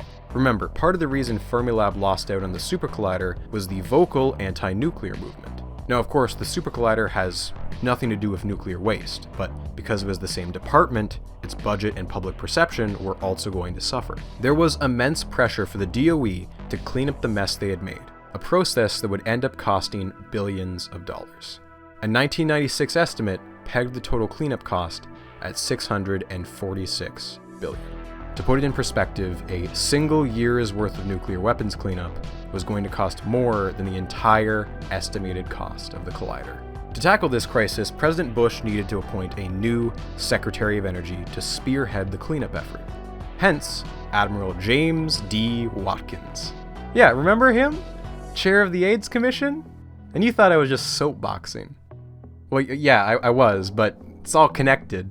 It seems like whenever Reagan and Bush had a tough problem they didn't really care too much about, they called in Admiral Watkins. Thankfully, compared to his last White House job, Watkins was slightly more qualified for this one. Trained as a mechanical engineer, Watkins had served most of his career in the Navy and even commanded a nuclear submarine. For this reason, he had an immense respect for the technical wizardry of nuclear physicists and was generally in favor of the SSC and its mission, not to mention it was a priority of President Bush. Watkins was a military man at heart, and he planned to bring discipline and order to a project that he saw spinning wildly out of control thanks to the mismanagement of long-haired academics. He was deeply afraid that if costs kept ballooning as they were, Congress was guaranteed to axe the project. During his 4 years as Secretary of Energy, Watkins would be one of the SSC's fiercest allies and defenders. But at the same time, his militaristic management style would only exacerbate tensions between the physicists and the DOE, and he would make several key moves that would directly undermine the power of the physicists in charge of the SSC. Anyway, back to that fateful November day. Roy Schwitters had finally agreed to the magnet changes requested by Helen Edwards. Schwitters then informed Henson Moore, the second-in-command to Watkins, that the SSC would likely require a budget increase. Apparently, Moore's response was, either we're going to build it for the figure we agreed on, or we're not going to build it at all. When Admiral Watkins learned of the required cost increases, he apparently, to use an expression I'm just now hearing for the first time, he became non-linear. God, I love that. And reportedly had to be scraped off the ceiling. Schwitters stated that the next time he met with Watkins, he was screamed and sweared at. The SSC management and the DOE had enjoyed a brief truce where things had been going smoothly, but tensions had once again rocketed up. Emergency meetings were called to discuss the possibility of downscaling the size and energy of the collider in order to keep costs down. One of the executives, Wolfgang Panofsky, argued that there was nothing sacred about the target energy of 40 TeV, and that lowering it to 34 TeV would still likely be enough to find the Higgs boson, among other things. 30 TeV or lower? Yeah, that could be a problem, but 34 was doable. However, Panofsky was outvoted because the cost savings would only amount to about 1.5 billion, which would be unlikely to sway any deficit hawks in Congress, and changing the design to be weaker would be terrible for optics. Over in Europe, the plans for their next-generation collider were beginning to take shape, with a projected total energy of 14 TeV. Keeping the SSC's energy at 40 TeV was not just for scientific reasons. It was a political move to keep Congress from asking, hey, why don't we just join up with the Europeans? The SSC had to be leagues ahead of anything Europe was doing to justify its existence. Whether Congress would agree to the extra 4.5 billion would remain to be seen. Watkins remembered the 330-93 vote of the 1989 budget cycle. The SSC hadn't been in danger then, but that was still 93 enemies in Congress, and Watkins wanted that number to go down. So in the meantime, he got to work making changes. This project's scope rivaled that of the Manhattan Project and the Panama Canal, both of which were projects led by generals. By God, he was going to save this project money, and he didn't care whose toes he stepped on in the process. In his eyes, the only people who could get this project under control were some of his friends from the military-industrial complex. Watkins viewed the magnet development as one of the key issues plaguing the project. It was always behind schedule and hemorrhaging money. This pressure led to Schwitters appointing Tom Bush to lead up the magnet development. Tom Bush had a PhD in engineering physics from a US Navy school and had spent much of his career managing multi-billion-dollar submarine and missile programs. Given the sheer number of magnets they needed for the project, Bush was an understandable pick and was undeniably effective at his job. But Tom Bush also had a militaristic management style that rubbed many physicists the wrong way. He forbid anyone outside his division from attending meetings and cracked down on the sharing of information with outsiders. Physicists value the free flow of information, and Bush essentially said, no, you tell me how you want your magnets made, and I'll make them for you, end of story. There are also stories of times when he, intentionally or accidentally, referred to his magnets as missiles. Beyond parody. This toxic work environment directly led to the resignation of acting project manager Doug Pewitt, leading to another multi-month span where they had to bring in another acting project manager. Roy Schwitters needed a permanent project manager, stat, and so he settled on Paul Reardon, who not only had extensive management experience, but he had also helped to build the Tevatron at Fermilab. Most physicists agreed he'd be a great choice. The Admiral had other ideas though. He suggested an old pal of his, Edward Siskin, an engineer who had served in the nuclear navy. Soon, a compromise emerged. The physicists would get their pick with Reardon serving as project manager, but the Admiral would also get his way, with his boy Siskin slotting into the newly created role of general manager. On paper, this meant a reporting structure of Reardon under Siskin and Siskin under Schwitters. On the one hand, Siskin's appointment would bring in much-needed management to the project. On the other hand, many physicists suspected that this was a covert attempt to add in additional layers of bureaucracy to wrestle away control from Schwitters by bypassing him entirely. Watkins may have respected physicists for their technical knowledge, but that didn't mean he trusted them with a billion-dollar project. In early 1990, Congress passed a bill that granted Watkins further control of the project. and created the office of the SSC, a management group entirely within the DOE. Watkins then dipped into his Navy contacts yet again and recruited Joseph Cipriano to be project manager of this new office. Watkins told him that he calculated a 50% chance that the project would be killed if costs didn't come down. Cipriano's mission was to clamp down on those costs, and Watkins basically gave him equal power to Director Schwitters. In particular, Cipriano completely took over the contracts for tunneling and construction, which enraged Schwitters and his management team. So with just a few rapid appointments of his friends, Admiral Watkins had erected a parallel management structure, all of whom could report directly to him. He had found a way to entirely bypass the physicists, and there was almost nothing they could do to stop him.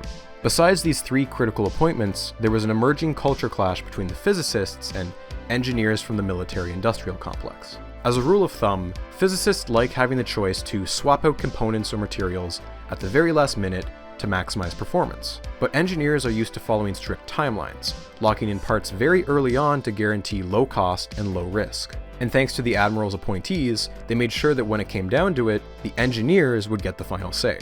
Jamming a bunch of physicists and engineers onto the same project without a pre-existing working relationship was always going to lead to some friction.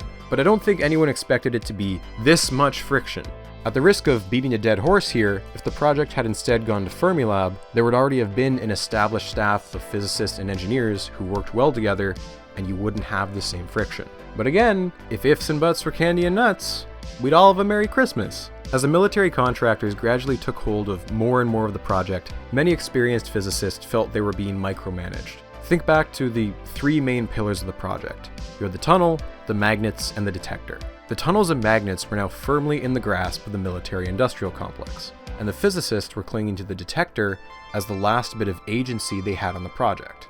This meant two things. Many senior physicists were fed up and were opting to leave the SSC. But this also meant that many of the new hires coming to Texas were young and inexperienced physicists with nothing to lose, which only further contributed to the project's disorganization.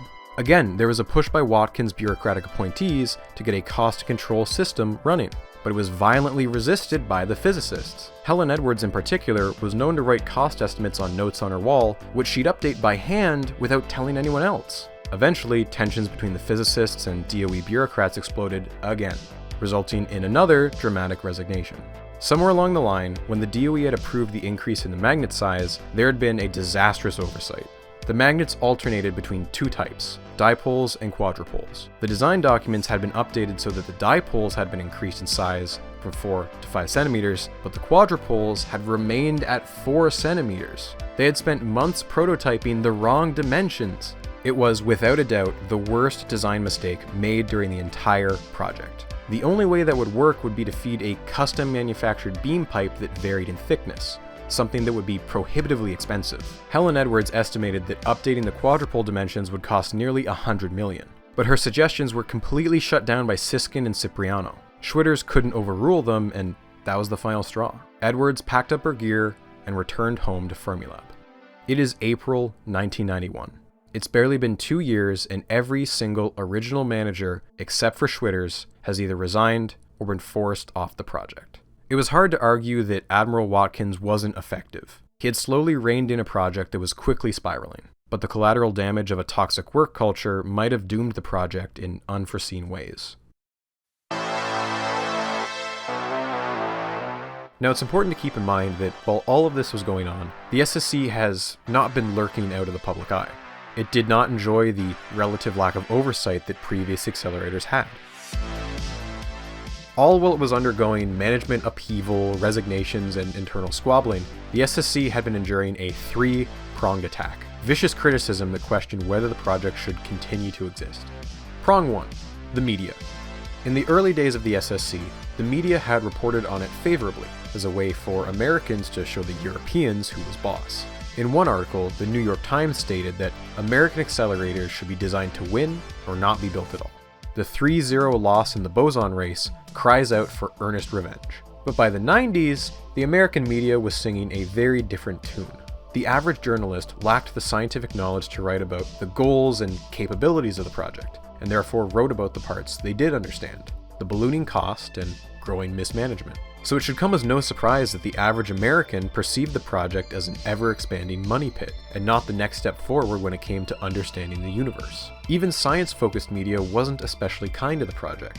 The influential American journal Science ran a couple dozen articles on the SSC in a 5-year period between 1983 and 1988.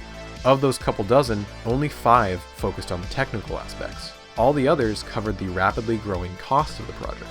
The SSC had cultivated a perception not as a science project, but as a public works project, and one that mainly benefited Texas at that. And although your first instinct might be to decry the so-called lazy journalists, can you really blame them? Particle physics is supremely abstract, full of weird names and terms, and is generally just very confusing. Look, I'm the one narrating this, and I don't fully understand it. It's not my thing. I think you could make the case that this was partially a failing of the particle physics community. For many decades, particle physics had enjoyed the unwavering support of the US government and had not been subject to much public scrutiny. But now, with their gigamachine being paid for by taxpayers, it was their job, their responsibility, to convince the public that the cost was worth it. There was a pervasive attitude among particle physicists that they shouldn't have to pander to Joe Schmo. They should just be allowed to get on with their work. A real, you reap what you sow kind of situation. There were exceptions to this, of course. Steve Weinberg wrote a great book on the SSC, for instance. I don't think it's true that elementary particle physicists have claimed that their branch of science is more important than other branches of science. And I'm reaching an age at which I'm beginning to think that research on the prostate is more important than anything else.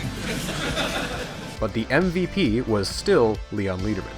He was an immensely talented educator who gave dozens of speeches and wrote books trying to explain just what was so important about the goddamn Higgs boson. It was him who popularized the term the God particle. But this effort to educate the public was too little too late, and 18 billion, or however high it was going to go, was too steep a price. Contrast this with NASA. NASA's budget reached an all-time peak during the space race, accounting for 4% of the annual US budget in 1966. The Apollo program spent nearly $257 billion in just over a decade. And even as budgets dwindled during the 80s, 90s, and 2000s, humans were still being sent into space, albeit with some help from foreign partners. NASA has always had 2 key things in its favor: the enthusiasm of the public and a concrete mission statement. NASA spends millions of its budget on outreach programs to engage directly with the public education system, teaching kids from a young age about planets, asteroids, satellites, and the like. Ask any 8-year-old to name the planets, and they probably can. Ask the average adult to name a single lepton, they probably can't. So when NASA says we're going to land on the moon, or we're sending a rover to Mars, every American knows exactly what that means and why that's cool as hell. And even though a moon landing doesn't have much in the way of real-world applications, we recognize that along the way, we've learned how to launch satellites, telescopes, and more. Particle physics doesn't have that. The fact of the matter is, you can televise a moon landing. You can't televise the Higgs boson. And that leads us to prong 2, other scientists. Simply put, there was an ongoing civil war between big science and small science. Big science meant billion-dollar gigaprojects like the SSC, the space station, and sequencing the human genome. Big ideas that were meant to showcase American competitiveness, but with no clear short-term payoffs. Small science, on the other hand, was everything else. The niche, unexciting research that is, nonetheless, the backbone of innovation and progress. Unfortunately, small science was often critically underfunded or not funded at all, and thus an army of academic critics rallied their forces and got to work attacking the SSC. Mr. President, how about experts in the private sector? What is their view of the SSC program? And here is how they ranked them. Number 1 was the Human Genome Project. Number 2 was the National Aerospace Plane. Number 3 was the space station. Number 4 was the Strategic Defense Initiative. And number 5, the Superconducting Super Collider. In other words, Mr. President, America's corporate scientists rated the SSC dead last in terms of its benefits for our national competitiveness. And these critics weren't no-names either. Many of these people represented the condensed matter community.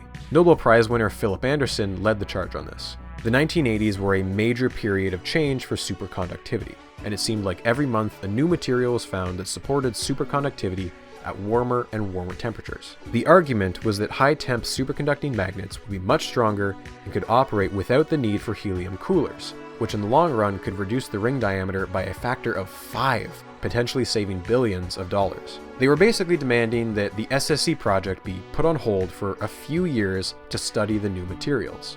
2 separate academic panels investigated the topic, but ultimately found that it could delay things by anywhere from 4 to 8 years. A delay this long could ultimately kill the project, and thus it was decided to move forward with the current magnets. In retrospect, I should note that to this day, no such breakthrough in room temperature superconductors has occurred. And just a few years later, Philip Anderson had gone from wanting to delay the project to calling for its outright cancellation. He was joined by a few other big names. Big science has gone berserk. The American Physical Society, an influential organization within the field, was forced to edit its official position on the SSC, otherwise the condensed matter community was threatening to leave. And thus the APS made the delicate change from "we endorse the SSC" to "we endorse the SSC if it gets finished on time without hurting the funding of other subfields." As part of its marketing campaign, SSC proponents had made a big deal about the many potential spin-off technologies that could arise from any discoveries. They touted concepts such as better MRI tech or high-speed maglev trains. This was widely seen as a slimy tactic, as particle physics was at best tangentially related to these offshoots. Doctors who today announced that protons from the giant atom smasher will be used in medical treatment. The time of the gentleman has expired. My friends, this site will use the protons from the Super Collider to cure cancer. This is the future of America. This is the project we ought to support. Vote down this amendment. Gentleman's time has expired several times. Everyone agreed that the SSC would be excellent for physics, but its critics didn't think it should come at the expense of every other field. And can you blame them? The SSC was getting more money each year than dozens of other labs combined. A lot of these attacks were being done in public through newspaper editorials and interviews. But the most dangerous part was that they were also testifying in front of Congress. And Congress was listening. Gradually, these big science detractors were gaining allies within both the Republican and Democratic parties. Remember how I made a big deal about just how influential Texas was? Well, Texas had made a few enemies. Texas faced criticism from other smaller states, generally from the Northeast and Midwest, for what they perceived as favoritism towards a wealthy and privileged state. During the military buildup under Reagan, many states in the so-called Sun Belt benefited, as they were a hotspot for defense contracting companies. The Rust Belt, on the other hand, stagnated as their economies depended heavily on manufacturing jobs that were being undercut by countries such as Japan. So what better punching bag than Texas? After all, Texas was already home to several major national projects, and it wasn't uncommon to hear these bloated projects referred to as Texas pork. And this coalition of smaller states was led by a rival that was nearly just as influential as Texas, Illinois. Just a reminder, Illinois was home to Fermilab, which had just narrowly lost out on the bid to build the SSC. Following the announcement of Texas winning, tensions had flared up, but a truce had emerged. The SSC wasn't going to be operational for much of the 90s, which meant that in the meantime, Fermilab still had America's best accelerator, and it needed to stay competitive during this time. The conditions of the truce were simple. If Texas's members of Congress voted to support Fermilab projects, Illinois' members of Congress would vote to keep funding the SSC. And this truce had managed to hold for 2 years. But as Congress entered the budget cycle for 1991, they hit a speed bump. Fermilab needed an upgrade if it wanted to stay relevant, so work had begun on a project to boost the energy of the Tevatron's main injector, an upgrade that would cost $81 million. A comparatively humble number next to the $1 billion requested for the SSC that year. In the House, one of the SSC's allies, Congressman Bevel, called a closed-door meeting of his Appropriations Committee. Whatever emerged from that committee would be the likely budget for the year. The SSC team waited with bated breath. A day later, the news came. It was not good. The SSC had its budget slashed, $200 million less than requested by President Bush. But while Texas at least had some hope to cling on to, Illinois was gut-punched. All funding for the main injector upgrade had been zeroed out of the budget. None. In retaliation, an Illinois congressman proposed taking the $80 million from the SSC and directing it to the main injector, but that amendment was defeated. Too late though, the damage was done. Texas and Illinois were at each other's throats. The uneasy truce had crumbled. Illinois was looking out for their own interests now. Do you remember that old 330 to 93 vote? Well, that had been the first real battle in Congress over the SSC. It wasn't much of a contest back then. The SSC was heavily favored to win that vote. But that resistance had been orchestrated by a ragtag bipartisan alliance full of some of the fiercest deficit hawks in the entirety of Congress. And they had slowly been gathering allies. 3 of the major players were Rust Belt Democrats: Michigan's Howard Wolpe, Ohio's Dennis Eckhart, and Wisconsin's Dan Obey. All high-ranking members of their respective state delegations who had seen their hometowns suffer economically for the past decade. The most recent addition to the team was Kansas Democrat Jim Slattery. Mr. Speaker, when we talk about this question today on the Super Collider, those of us who are opposing the Super Collider aren't doing so because we're against scientific research. And let me point out that the chairman of the Science, Space, and Technology Committee in 1992 also said, and I quote, "To fund this project would require massive reductions in other critical science programs, including other high-energy physics programs." Keep that in mind, my friends. But none of them were comparable to the absolute terror that was New York Republican Sherwood L. Boehlert. Say what you will about his politics, but I've watched more than enough C-SPAN to tell you that he is a phenomenal public speaker and a brutally efficient interrogator. And if you happen to be sitting across from him during a committee questioning, you better pray for your life. We are hearing, as we have just heard, some claims made for this project. Contrary to all the hype, the SSC will not cure cancer, will not provide a solution to the problem of male pattern baldness, and will not guarantee a World Series victory for the Chicago Cubs. Let's have that understanding right here and right now. Secondly, a very important observation. You will notice that the proponents of the SSC are from Texas, Texas, Texas, Texas, and Louisiana, and maybe someone from California. But you'll notice that the opponents are from Kansas, the heartland of America, from Ohio in the Midwest industrial belt, from New York, from all across the country. Boehlert has been in the background for some time now. He first entered the story during the site selection contest. When the international New York and Quebec site was rejected, it began to worry him that project management wasn't concerned about controlling their budget. Admiral Watkins had promised Congress that 30% of the funding for the SSC would be non-federal, almost $3 billion. And prior to him, Secretary Harrington had made a similar promise just a few years earlier. But given the lack of international partners and repeated cost overruns, Boehlert didn't exactly trust the lofty promises of a few bureaucrats, and so he called their bluff. He introduced a bill stating that 25% of the SSC's funding would have to come from foreign sources, and it passed the House without much trouble. Only issue is, it never got through the Senate. The SSC had a powerful ally in one senator in particular, Bennett Johnson of Louisiana. Johnson was powerful even by the standards of the Senate. He was the chair of not one, but 2 committees, Energy and National Resources, and the Appropriations Subcommittee on Energy and Water Development. Johnson simply refused to let the bill pass through his committees. In his eyes, he thought the US should fund the project on its own, foreign partners be damned. I'm sure it also helped that General Dynamics had been chosen to build a magnet plant in his home state, and thus the bill never came to a Senate vote, therefore never making it a law. But in the eyes of the House, this didn't really matter. They voted on it, and it passed, making it the will of the House. So if the SSC management went and ignored it, the SSC would be punished. Soon after the kerfuffle between Texas and Illinois over Fermilab's upgrade, Boehlert and Slattery introduced an amendment to cut all funding for the SSC and leave the $80 million or so for the main injector upgrade. Boehlert argued that the SSC was supposed to be funded entirely by new money, not siphon away funding from the rest of science. The amendment to kill the SSC came to a vote, and the totals were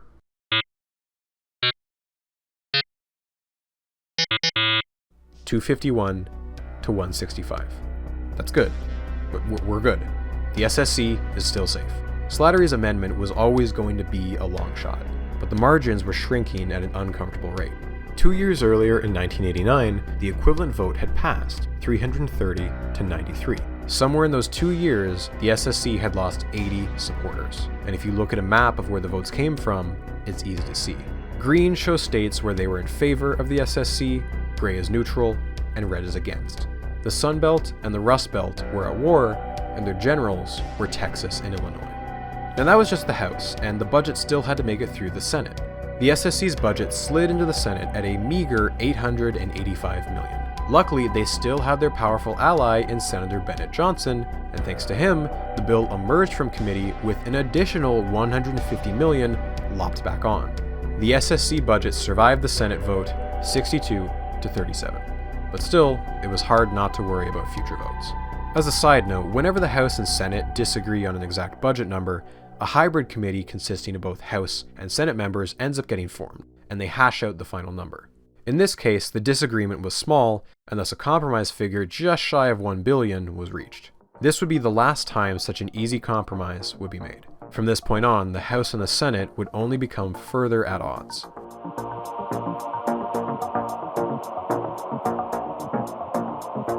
Anyway, the Soviet Union collapsed. Not all at once, mind you. A few economic reforms over here, a wall getting torn down over there, a saucy little attempted military coup, you know, one of those. And wham bam, thank you ma'am, now you've got yourself 15 new independent nations, an economically drowning Russia, and a big hole where there used to be a big bad villain, TM. In the blink of an eye, the US government had lost its major justification for why it was spending so much money on its military, and by extension, overly ambitious Cold War-era science projects like the SSC. With the Soviets gone, who were we trying to beat? Not to mention, America was deep into another recession. Due to deregulation that began under Carter and continued under Reagan, a real estate bubble backed up by fraud led to over 1,000 savings and loans companies folding. Funnily enough, Texas was home to nearly half of these. At the time, it was the largest economic crash since the Great Depression. This was only worsened by losing trade wars with Europe and Japan, which undercut American manufacturing. Finally, the country was still stuck with the tedious cleanup of nuclear waste generated from a decade of Reagan and Bush's defense policies, a process that was soaking up a large portion of the DOE budget. For the first time since the end of the Vietnam War, Bush was finally scaling back the defense budget to a sizable degree. And the hope of many was that the decreases in the military budget could be used to fund other programs. These were the so-called peace dividends.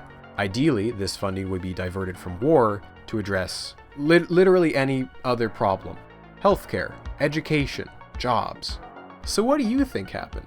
Text the number on screen with your answer. As part of its deficit reduction policies, Congress erected a firewall between military and civil spending. A decrease in one couldn't be used to fund an increase in the other. Congress had crushed the hopes for a peace dividend. Funny how it always works out like that. Now, for Bush, as former head of the CIA and his Secretary of Defense Dick Cheney, these military budget cuts were like pulling teeth. And for all the aforementioned reasons, his polling numbers weren't doing too great either. If only there was something he could do to kill two birds with one stone. With the Soviet Union actively disintegrating, the US needed new supervillains to focus its ire, and thus began a pair of extremely short, hot conflicts that were used as a showcase for all the fancy high-tech death toys that had been originally intended for the Soviets. What started off as Desert Shield inevitably morphed into Desert Storm.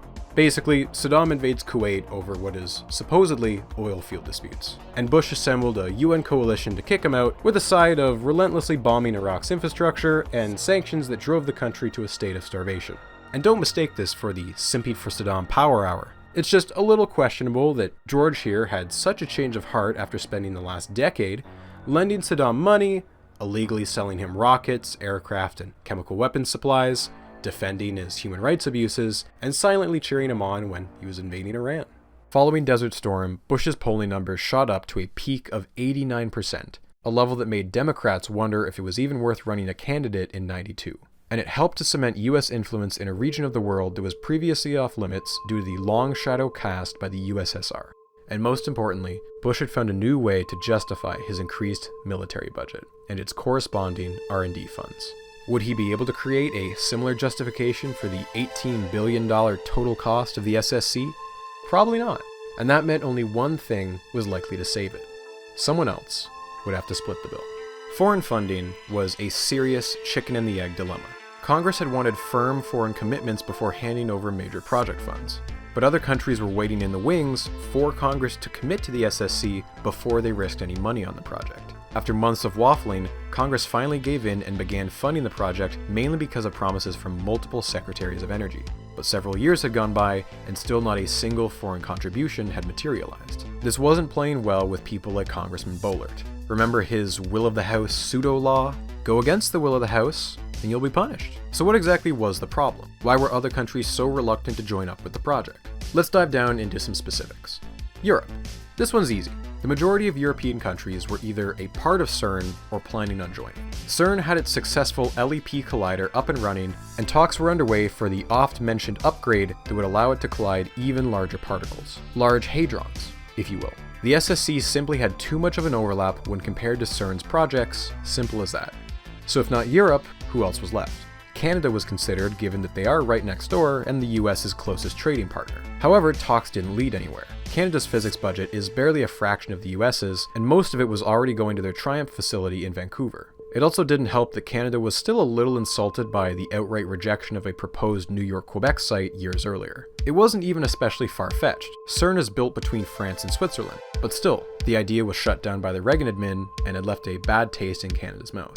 Besides America's usual allies, pretty much every country you could think of got asked to join the SSC. South Korea seemed promising, and India had locked in around $100 million with the DOE.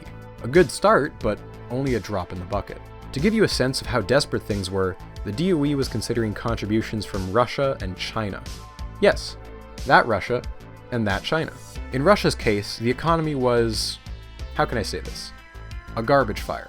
So cash funds weren't feasible. Instead, it was suggested that Russia's dirt cheap manufacturing could be used to produce components at massive discounts, and those discounts could be viewed as their cash contributions. The same labs once used to develop ballistic missiles would now be used to build detector components. A Russian physicist at the SSC joked by saying, "Why, this is nothing new. For many years we made high-precision components for delivery to the United States."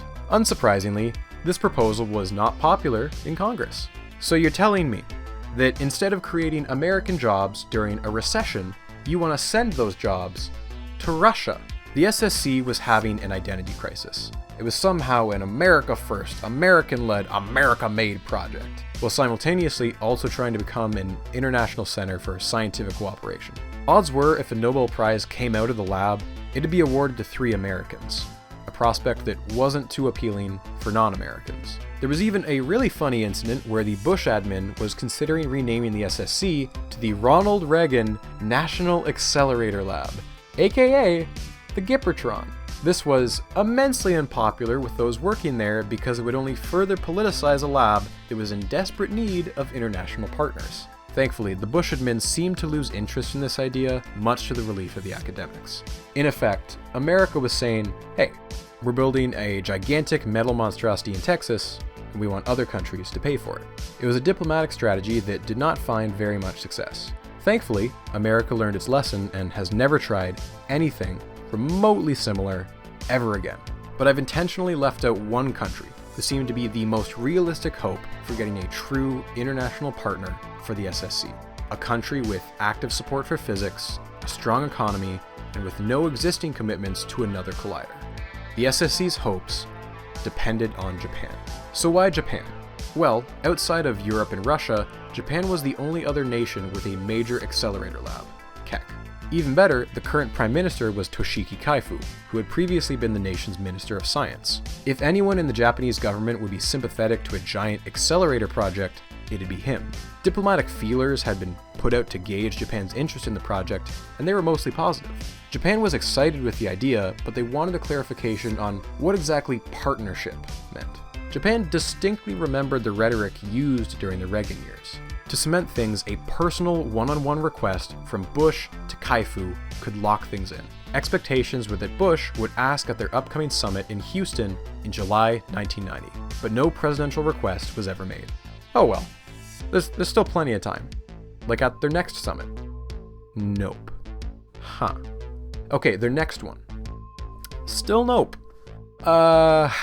Next one? Oh my god. Are you for real? Finally though, for reals this time, Bush and Kaifu publicly announced that the SSC would be a topic at their next summit in November 1991. Bush even sent a letter to formalize things. Finally, after months of dancing around the issue, some actual progress was going to happen. So anyway, Prime Minister Kaifu was forced to resign by a coalition of 3 powerful factions within the Liberal Democrats. Kaifu had belonged to the weakest faction of his party and only rose to prominence because he was a Mr. Clean candidate, untarnished by recent scandals plaguing the actual top players. He was replaced by Prime Minister Miyazawa, a politician who was much less sympathetic to scientific interests. His past political appointments included Minister of Finance, Director of Economic Planning, and International Trade and Industry. In other words, someone who was going to play hardball when it came to money. But regardless of whoever Japan's top dog was, the US was not in a position to be making any demands. For one, the US had already asked for help in the Gulf War. Japan had dragged its feet regarding the war and was heavily criticized. Not wanting to get involved in actual combat, Japan offered purely monetary aid in the form of a few $billions. But the true issues were decades in the making. Classic case of reaping what you sow. The US had pumped billions of dollars into Japan post-World War II to make it a dominant East Asian capitalist utopia in a region of the world surrounded by communist states. But now, 30 years later, Japan was an economic and manufacturing powerhouse, completely kneecapping major American industries such as steel and automobile parts. And while America may have invented the silicon transistor, Japan was making it their own. In 1975, America had 100% of the semiconductor market under their control. By 1986, that share was down to 5%. Most of that share had been lost to Japan. Hence why the government was so eager to fund Semitech, that other Texas gigaproject I mentioned earlier. In the eyes of some American politicians, Japan wasn't just a country. It was Japan Inc., a coordinated juggernaut of a government and the private sector. With the previous November 1991 summit pushed back to January, Bush had a choice to make. Fight a trade war over automobile imports in the middle of a recession, or politely ask for a couple $1 billion for a deeply mismanaged particle accelerator. Can you guess which one he chose? Well, he didn't really get to make a choice. Bush chucked it up. Like during dinner, he fainted and then vomited directly on the lap of the Japanese Prime Minister.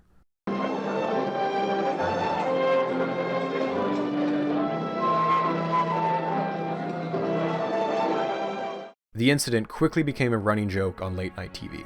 In Japan, the slang term was coined, literally translating to do the Bush thing. The approximate cause of the incident was a combination of 2 factors: improper medication amounts as well as exhaustion from a long journey. The incident preemptively ended the dinner and cut short any chance for a one-on-one conversation about the SSC. Now, obviously, George Bush vomiting didn't literally ruin negotiations, although it's extremely funny to think that it did. In reality, diplomats from both countries kept trying to make things happen behind the scenes, but Japan refused to budge unless Bush explicitly asked the Prime Minister face to face. Bush had 5 chances to do so, and he never did. Asking about the SSC would have put him at a disadvantage during trade negotiations, and Bush wasn't willing to take that risk. So for that reason, and because Bush faced an increasingly dire chance of re-election, the Japanese never made a commitment to the SSC. The United States would continue to take a leap into the unknown alone.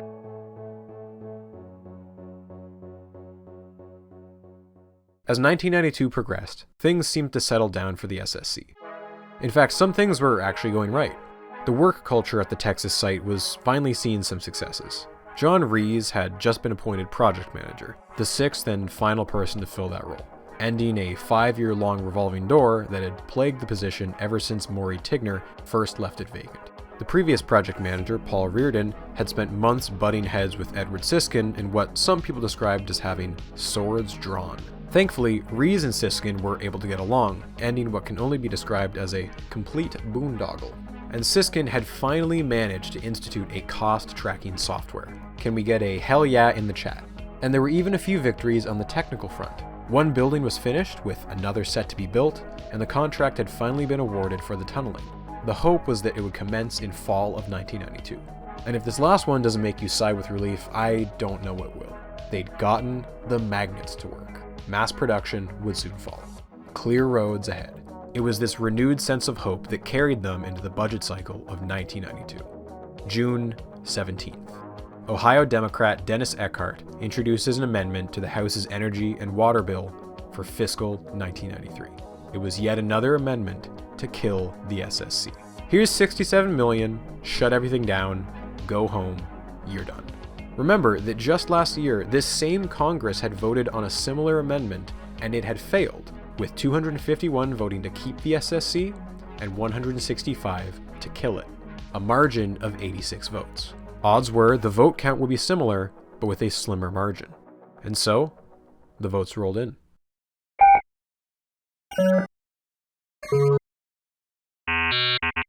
$232, $181.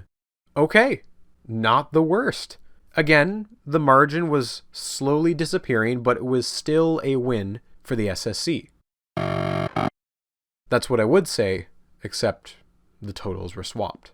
Hopefully, you feel just as dumbfounded as the SSC supporters did. They'd walked into this vote taking for granted that they'd have another year to get the project back on track. But in just 1 year, 70 members of Congress had changed their vote. The margin had gone from positive 86 to negative 51. Again, looking at the state level, a trend was clear. Illinois and the Rust Belt was against the SSC and gaining supporters by the day. Texas and the Sun Belt were slowly losing allies. And we spent 3 days in hearings, and I guarantee you not he or any of the scientists excited us one iota about this project. I asked him, what do you hope it'll do? He couldn't tell me. Well, what might it do? He couldn't tell me. And finally, he summed it up by saying, well, if we don't do it, the Europeans will do it. And I guess I would have to say, let them do it. I mean, we can't do everything. We can't do space station and everything else. Let them do it. We'll steal their technology like they steal our technology. Support for the project was a mile wide, but an inch deep. If it came down to it, a member of Congress wasn't going to tie themselves to an abstract money vacuum like the SSC. The reason why the votes had shifted so suddenly was everyone's favorite topic, the US deficit. In a move spearheaded by Leon Panetta of California, the House had instituted brutal procedures to resolve the nearly $1 trillion deficit.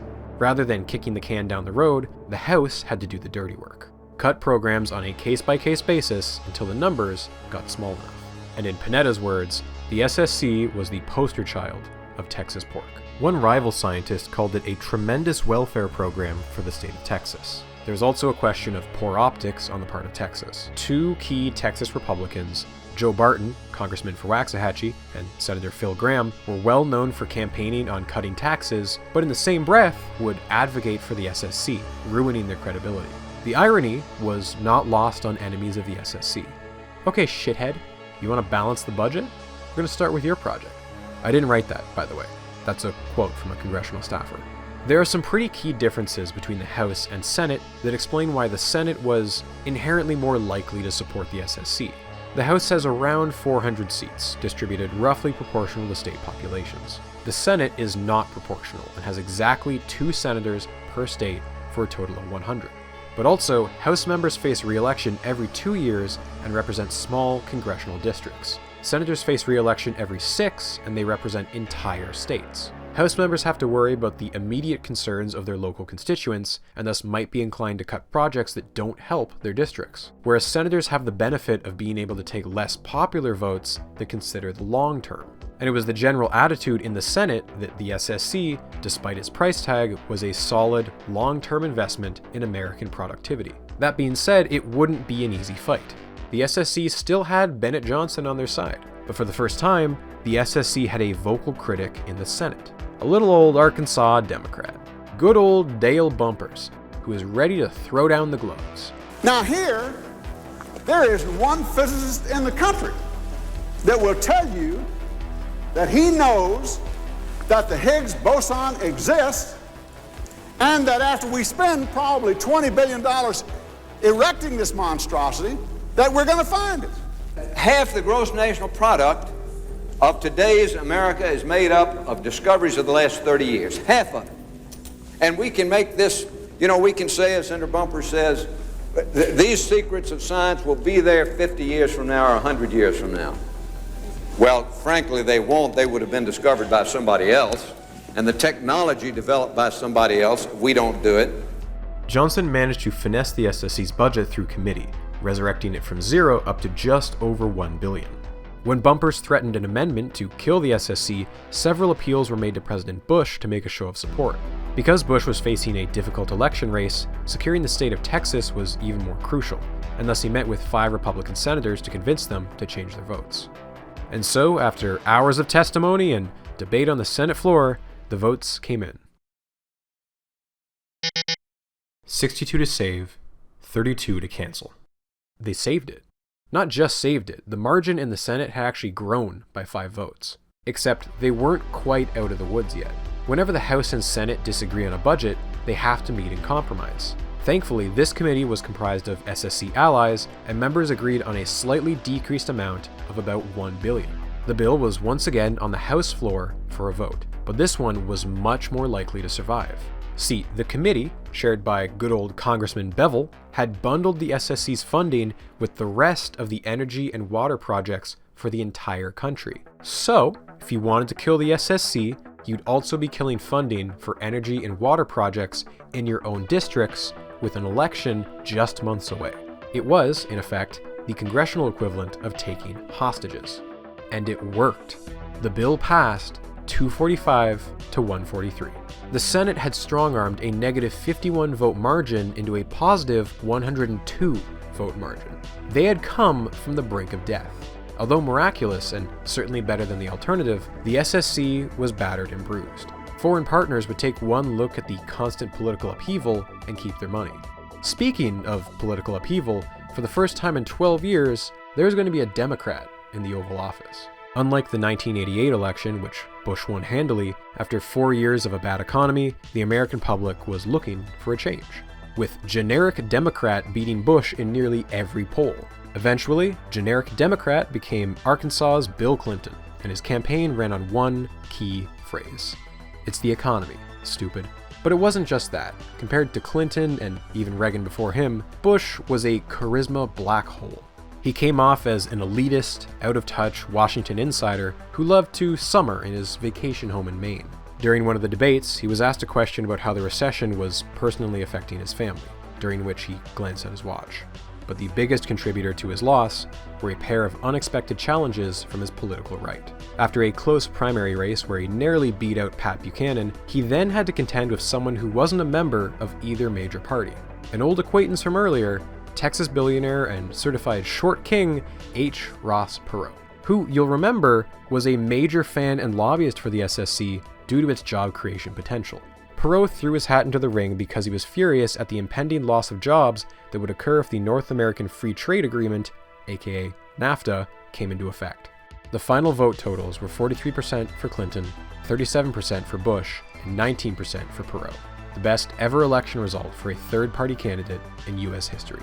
If you run the exit polling numbers, Clinton would very likely still have won the election even without Perot taking votes from Bush. But it's fair to say that Bush had a much tougher campaign.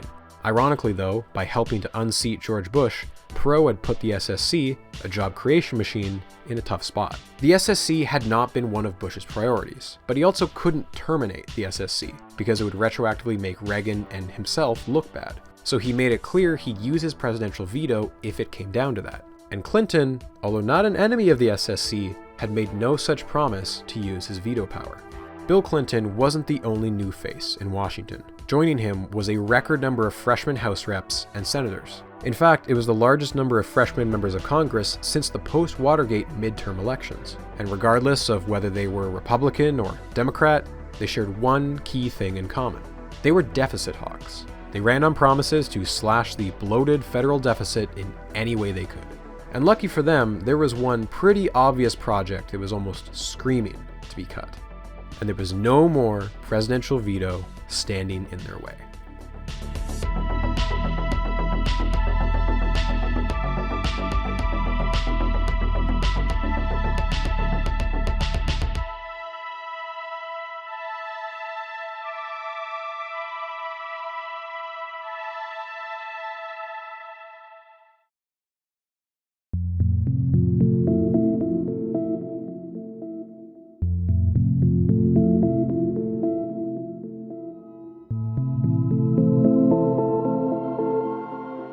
There's a famous story about British scientist William Thomson. You may know him better as Lord Kelvin, the father of thermodynamics.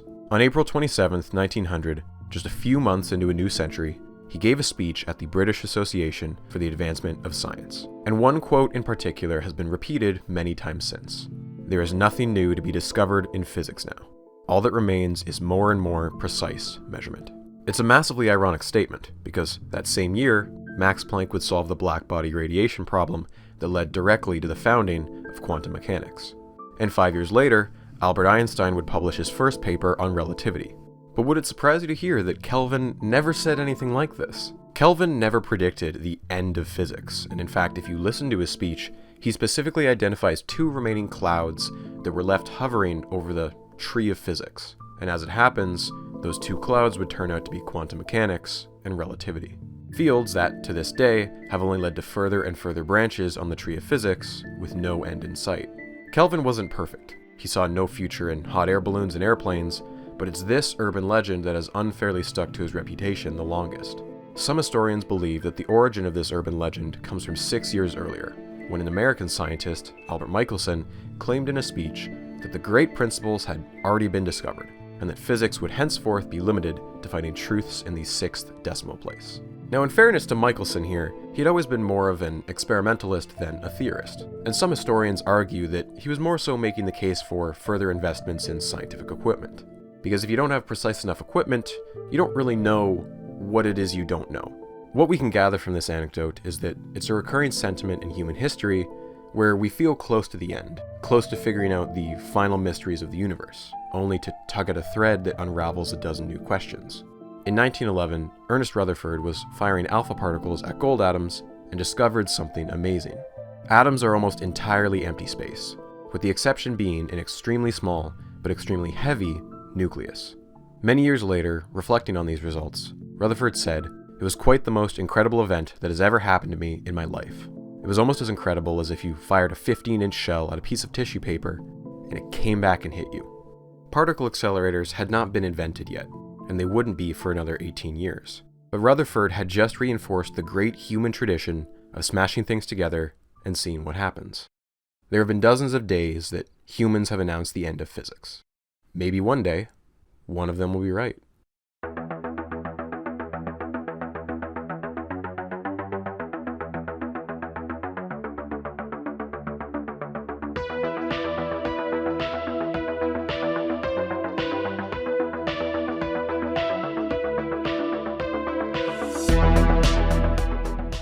After a decade of planning and 2 presidential elections, the digging for the SSC's tunnels was finally going to begin.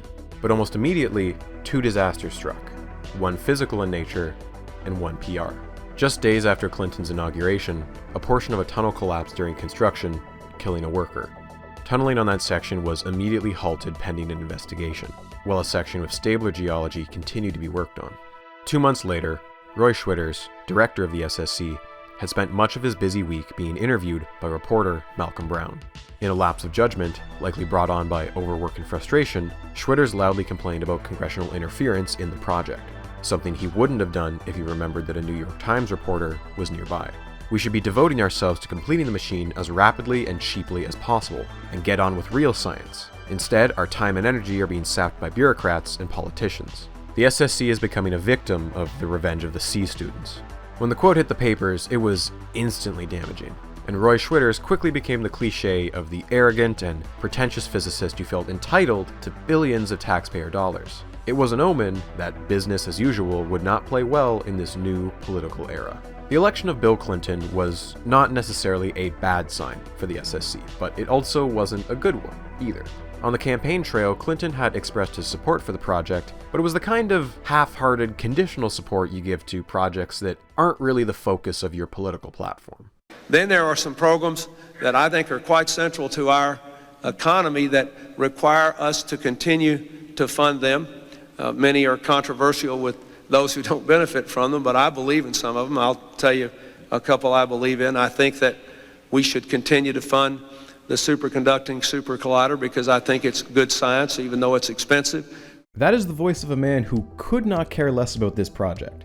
He's talking about it like a dad who has to pay for piano lessons for his kid who clearly does not like piano lessons. Clinton's unofficial campaign slogan, "It's the economy, stupid," had won him the election. and his priorities were set accordingly. Although it started under Bush, the North American Free Trade Agreement, or NAFTA, would be continued under Clinton and would take up much of Clinton's time during his first year in office. No, when it came to science, Bill was more than happy to delegate to his right-hand man, Vice President Al Gore, who had served on the Science and Tech Committee in the Senate. And if you know anything about Al Gore, it shouldn't be surprising that the Clinton admin shifted research priorities towards renewable energy, climate change, and environmental research. Other winners under this new admin were bio and medical research, and basically anything with a short-term economic payoff. This unfortunately came at the expense of basic physics research, which included the SSC.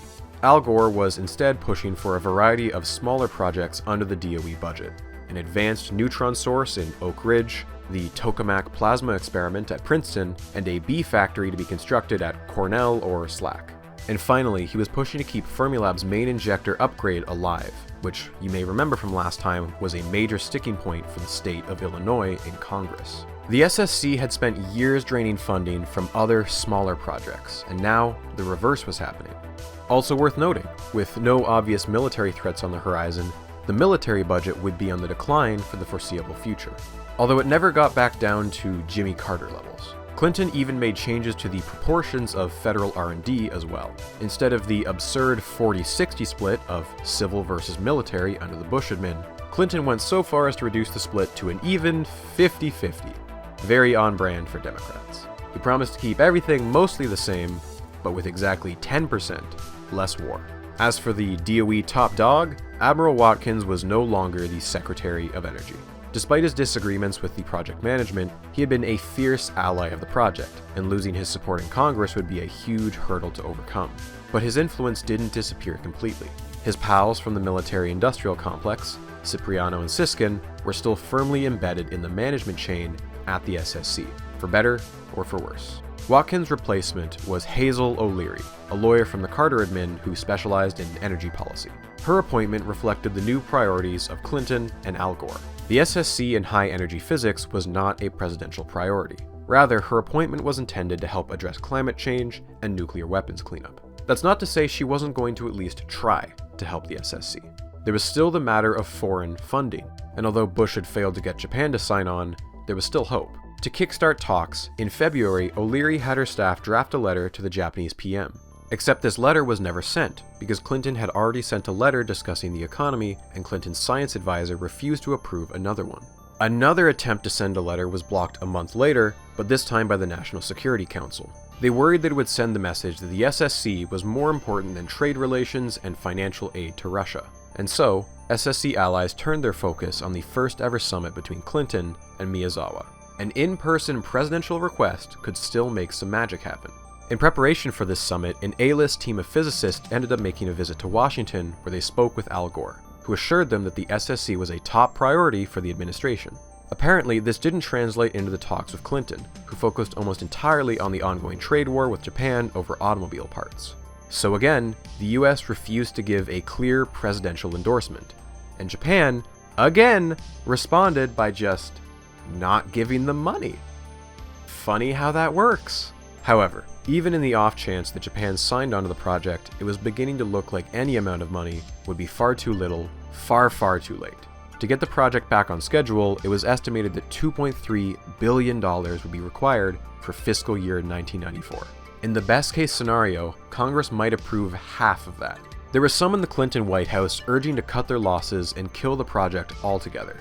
In particular, the newly promoted Leon Panetta. If you remember from earlier, he was the budget hawk who helped force the vote that nearly took out the SSC last summer. But other advisors hatched a plan that would hopefully keep the project alive.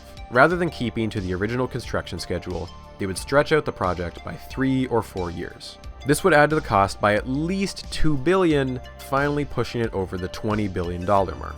But the critical factor would be that the yearly costs would go down, and smaller yearly costs would have a much better chance at making it through Congress. A delayed collider was much better than no collider at all. The atmosphere at the Waxahachie lab site was one of urgency and determination. With budget season looming over the horizon, there was a push to get as much built and completed as possible. Maybe if they showed some progress, Congress would be kinder to them. And after the accidental death just a few months prior, 6 kilometers of tunneling had been completed. Late last year, the magnet test lab had just finished construction, as had the linear accelerator portion of the injection sequence. The superconducting magnets, which had been a constant financial drain on the project, were finally robust enough for a manufacturing run. Soon, they'd be pumped out in the thousands. And finally, the DOE had approved construction for one of two major detectors. This detector alone was projected to cost around $1 billion, and yet the DOE had only allocated $1 billion for both detectors.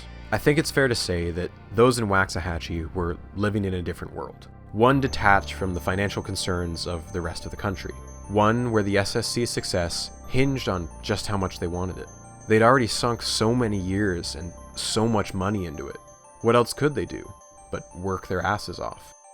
The SSC's fate was never in their hands, but I'm sure it felt like it was.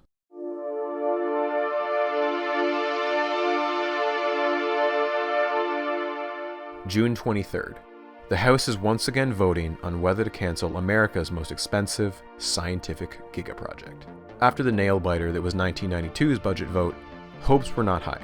This Congress was full of eager freshman members who had budget bloodlust. Both Democrats and Republicans were elected on campaign promises to reduce the deficit, slash big government spending to help put more money in the pocket of the American taxpayer.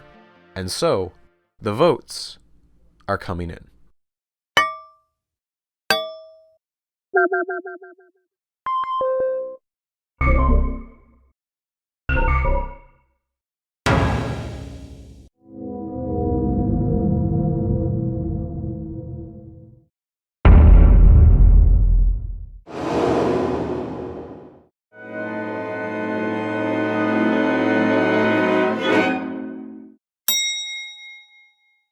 It lived.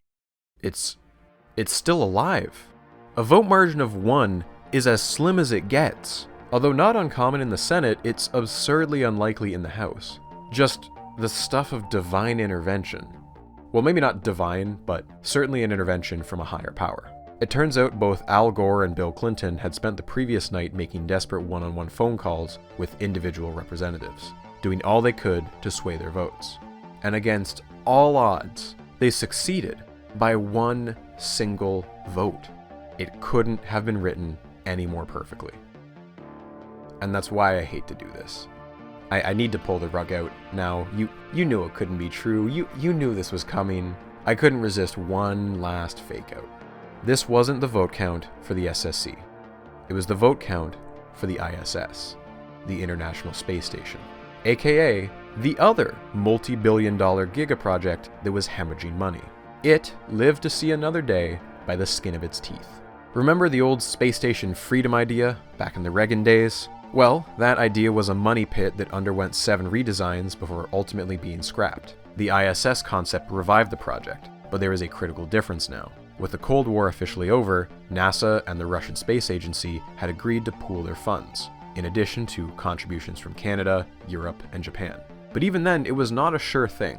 The ISS received harsh criticism from scientists. The ISS wasn't space science, it was space hardware, a $200 billion piece of hardware unlikely to teach humanity anything new beyond some basic anti-gravity research. Dr. Bluebergen up at Harvard said microgravity research is of micro importance. You can do microgravity research right here on Earth and save yourselves $100 billion. And yet, the image of astronauts from several nations living and working 420 kilometers above the Earth is too compelling not to pursue. Clinton's rationale should be obvious. If the US gave up on the ISS, it would have meant a huge political fallout from several angry nations who were committed to funding it, as well as nearly 75,000 American jobs disappearing. Clinton was not having an easy first year in office. Although he had won the election, he had been accused of marital infidelity on the campaign trail.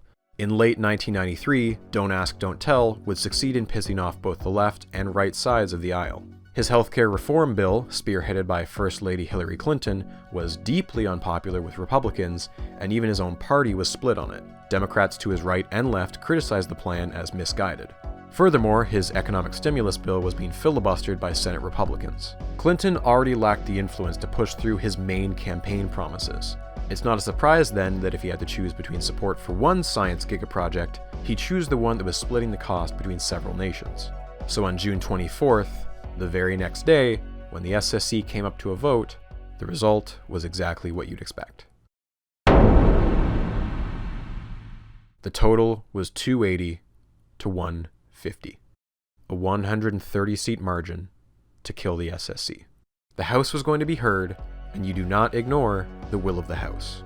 And just like last time, it would come down to the Senate. Clinton had predicted this path. I always anticipated that if we were going to save the Super Collider, we would fight for it in conference. But this would be a much tougher fight than in 1992. Members of the House remembered what happened last time, how they were strong-armed by the Senate, how they had used their energy and water budget to take hostages. The House wasn't going to get played a second time. So Representative John Dingell, a prominent SSC critic and member of the Northeast Midwest Alliance, played one of the few cards they had left. He demanded a televised hearing in front of his Oversight and Investigations Subcommittee. He was going to turn the DOE inside out and get to the bottom of the mismanagement and general buffoonery that plagued the SSC. Dingell was a skilled interrogator, notorious for going after scientists for any misuse of taxpayer funding. This intense 9-hour hearing would prove to be a PR nightmare for the SSC. Dingell stated that the SSC ranks among the worst projects we have seen in terms of contract mismanagement and failed government oversight.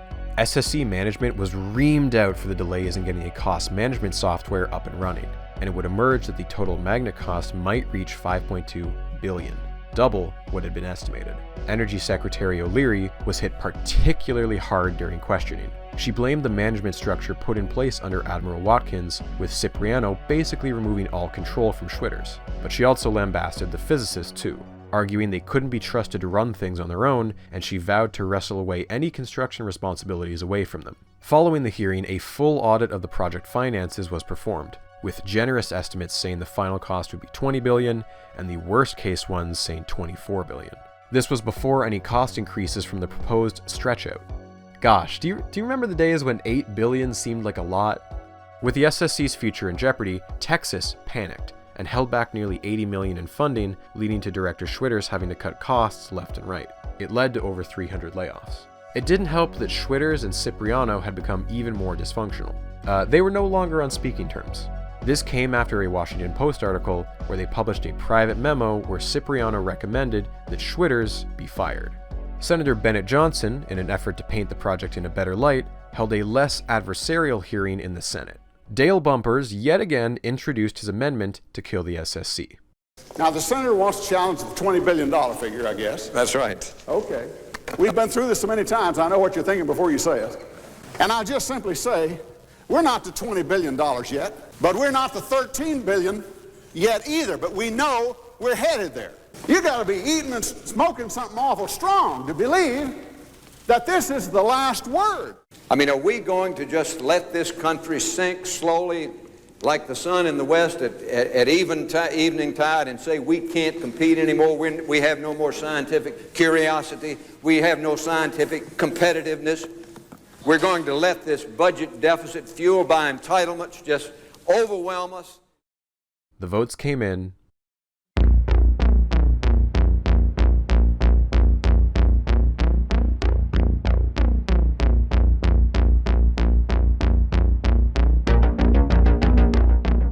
$57-42 to save the SSC. The Senate had come through yet again, albeit with the worst margins so far. The SSC was losing allies left and right. Round 1 went to the House. Round 2 went to the Senate. The ultimate fate of the SSC will be decided in round 3. The House and Senate were going to meet in a conference committee yet again. Would a compromise be made and the SSC live on, or would the House get its way? Boehlert and Slattery, the perpetual enemies of the SSC in the House, anticipated a repeat of the dirty tactic used in the 1992 budget vote. The House and Senate Compromise Committee was likely to be filled only by members of the Appropriations Committees, almost all of whom were SSC allies. The two of them rallied to get SSC opponents included, but the Speaker of the House ignored them, citing precedent. So how exactly do you compromise between a Senate who wants $1.2 billion and a House who wants, $0? Well, at least according to the Compromise Committee, you give them the full $1.2 billion. You can imagine that this enraged much of the House. It was one thing to keep funding the SSC, but it was an outright insult to award it the full budget request. And once again, just like last time, the SSC's budget wasn't on its own. It was surrounded by an entire year's worth of water and energy funding that goes directly towards local district projects. Hostage-taking at its finest. If the House truly wanted to kill the SSC, they had to be prepared to also kill the rest of the energy budget. But actually, no. Jim Slattery refused to accept this, and so introduced a motion to explicitly order the Compromise Committee to delete SSC funding from their budget report. And so, the House members, sick and tired of being made out to be fools, voted overwhelmingly in favor of the motion. 282 to 143. The hostage analogy kind of breaks down here, so I'm gonna do my best. It's kind of like everyone in town agreed that you should let the hostages go, and then you got sniped in the head. 115 Republicans and 166 Democrats made their opinions clear. The SSC had to stand on its own. When the actual final bill came to a vote, the House made its will known. 332 to 81. The SSC was dead. It ends here. Shut it down.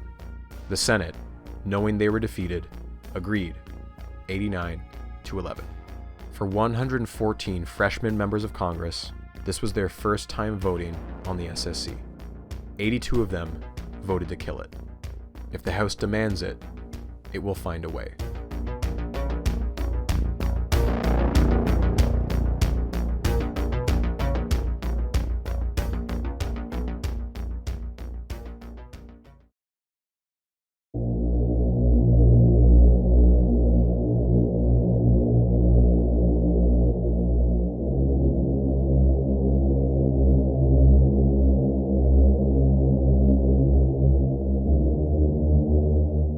George Bush once compared the Super Collider to the pyramids of Giza. He of course meant it in the wonders of the world sense.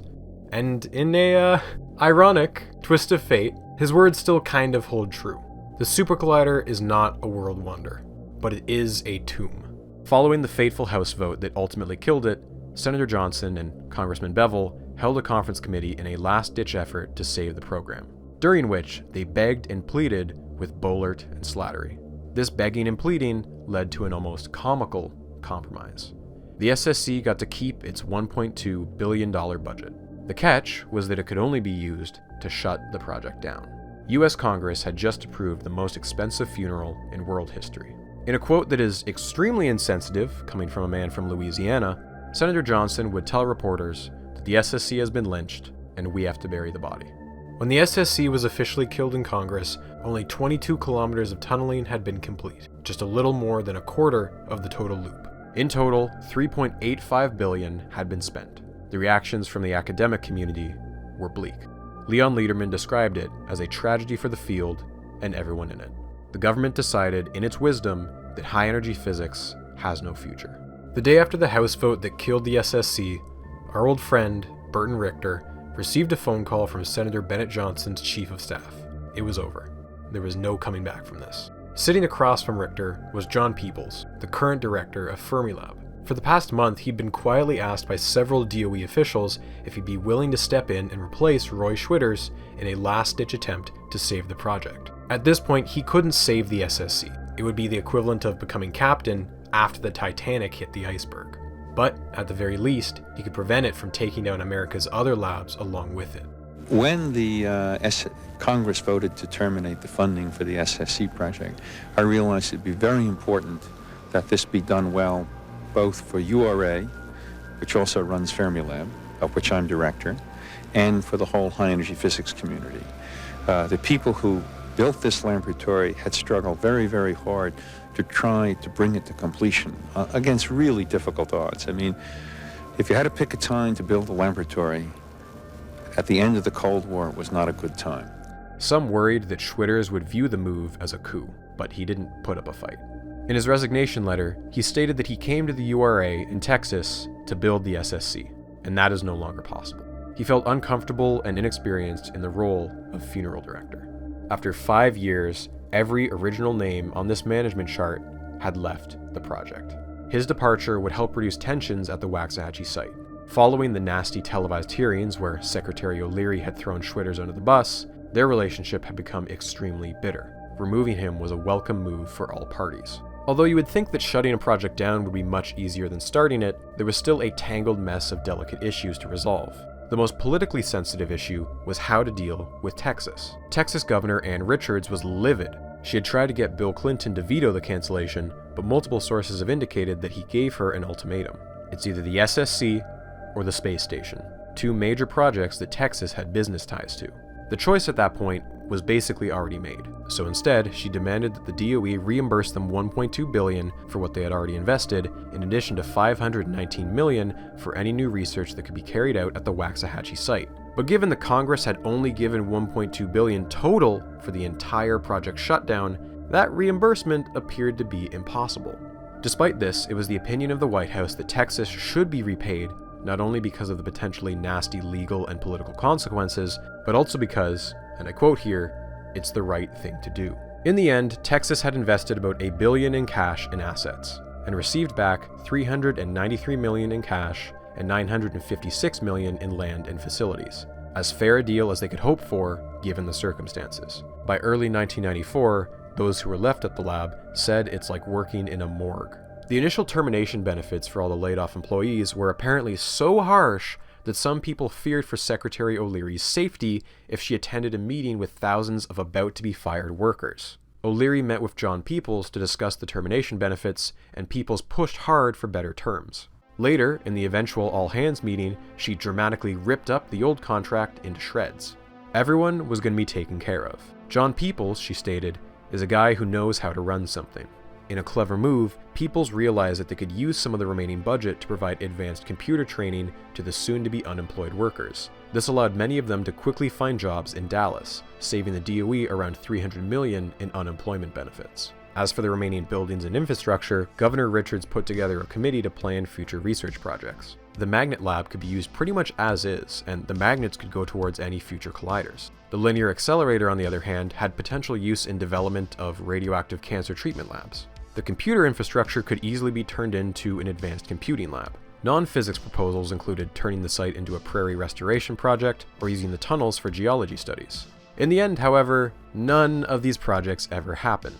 Congress debated funding for all of them, but literally every single one was deemed too expensive to be worth it. Magnet lab? Too expensive. Cancer research? There's no nearby medical facilities. Geology studies? The tunnels were filled with water and sealed off. I can't put an optimistic spin on this.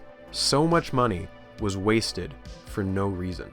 The only positive outcome was that 10 school districts and 1 university received the leftover tech equipment. That's it.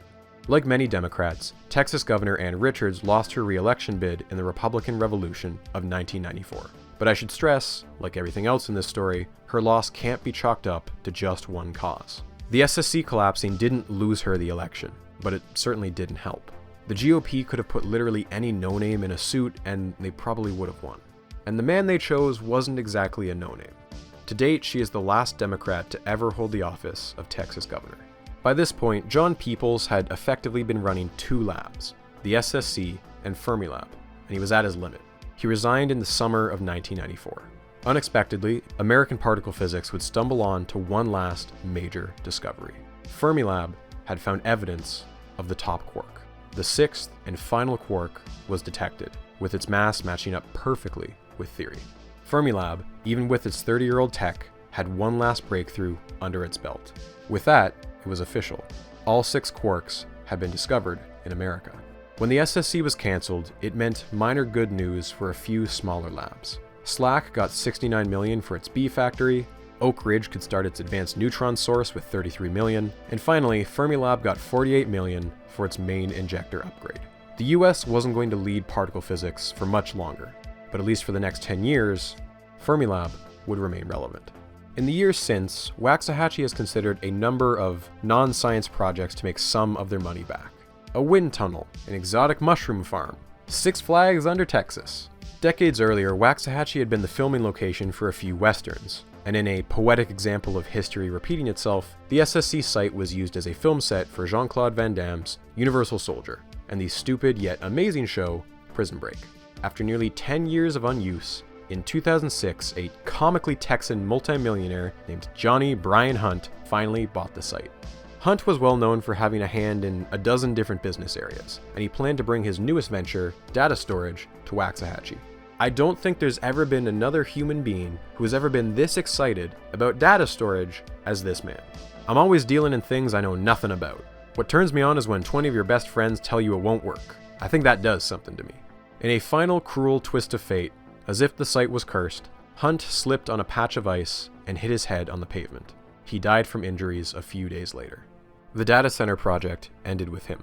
Later, a chemical manufacturer known as MagnaBlend purchased the land in 2012. Although if you believe the YouTube comments, they're just a facade, and the tunnels are actually being used as a series of bunkers for the global elite. As a tribute, MagnaBlend named their new facility the Specialty Services Complex. The SSC name, at least in spirit, lives on.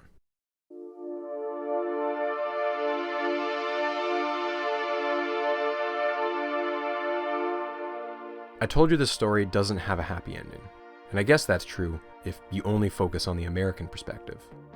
Pretty much the same day the SSC was cancelled, American physicists knew that the future of multi-TeV physics lay in Europe, and thus began the slow bureaucratic process to get the US a seat at the table. CERN and their new Large Hadron Collider, or LHC, was the way forward.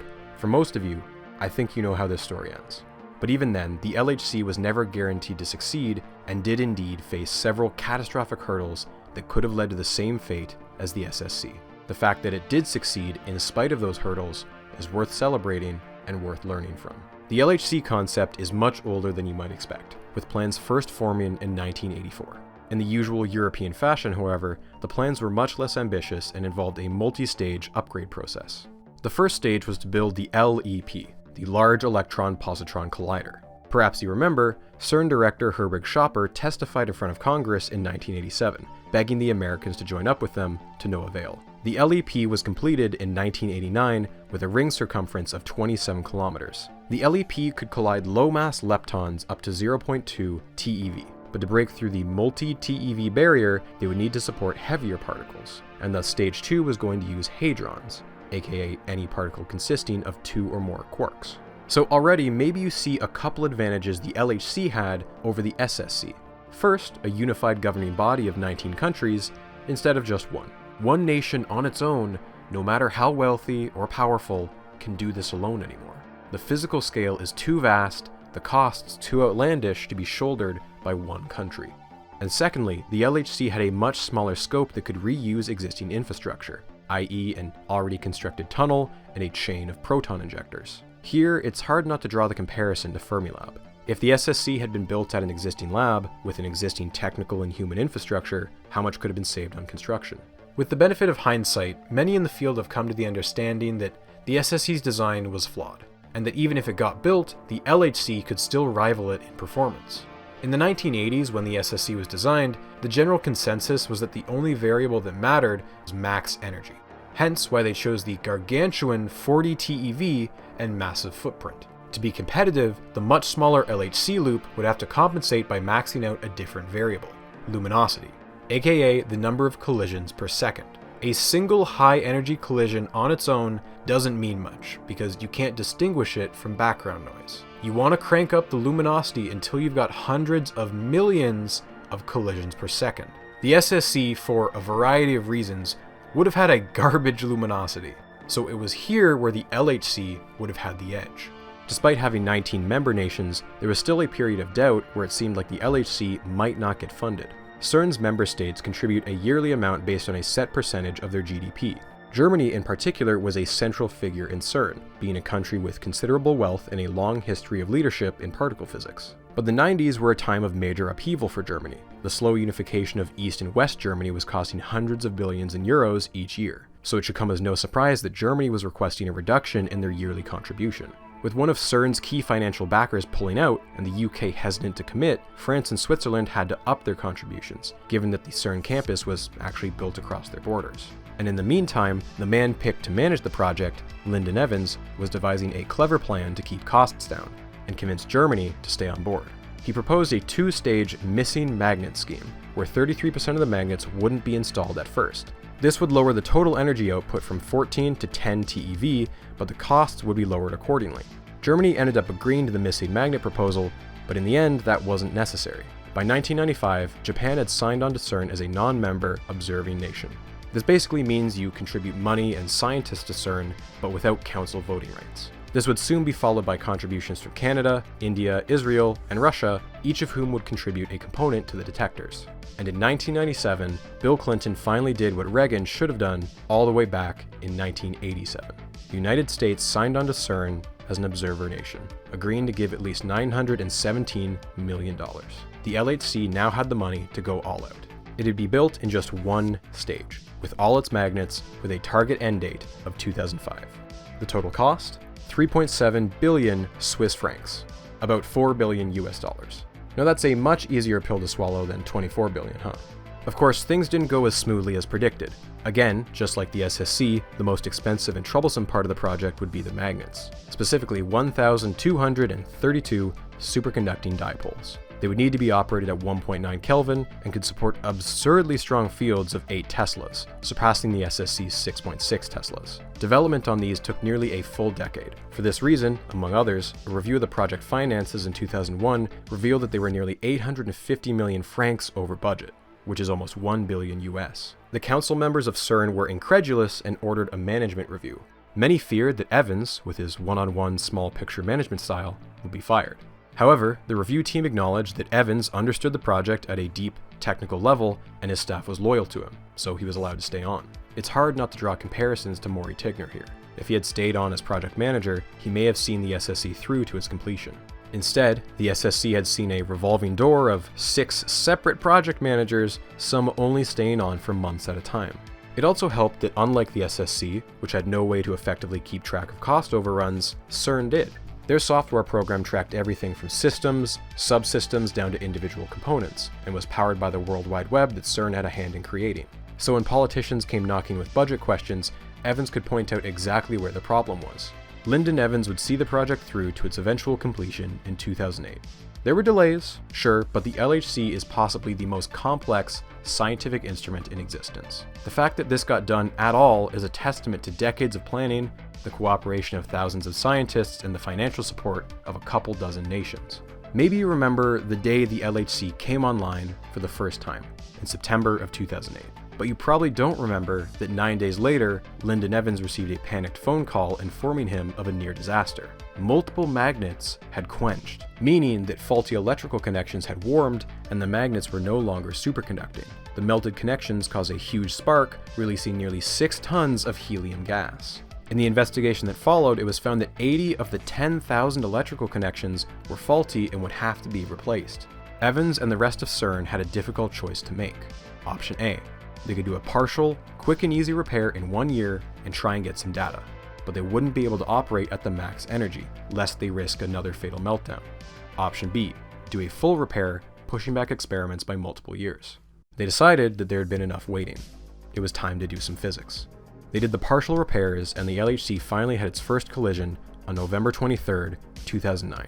The LHC was running at half its design energy, which was still a lot, but its luminosity was garbage. The initial repairs had made the LHC functional again, but it would take multiple years of calibration to get its luminosity back up to full health.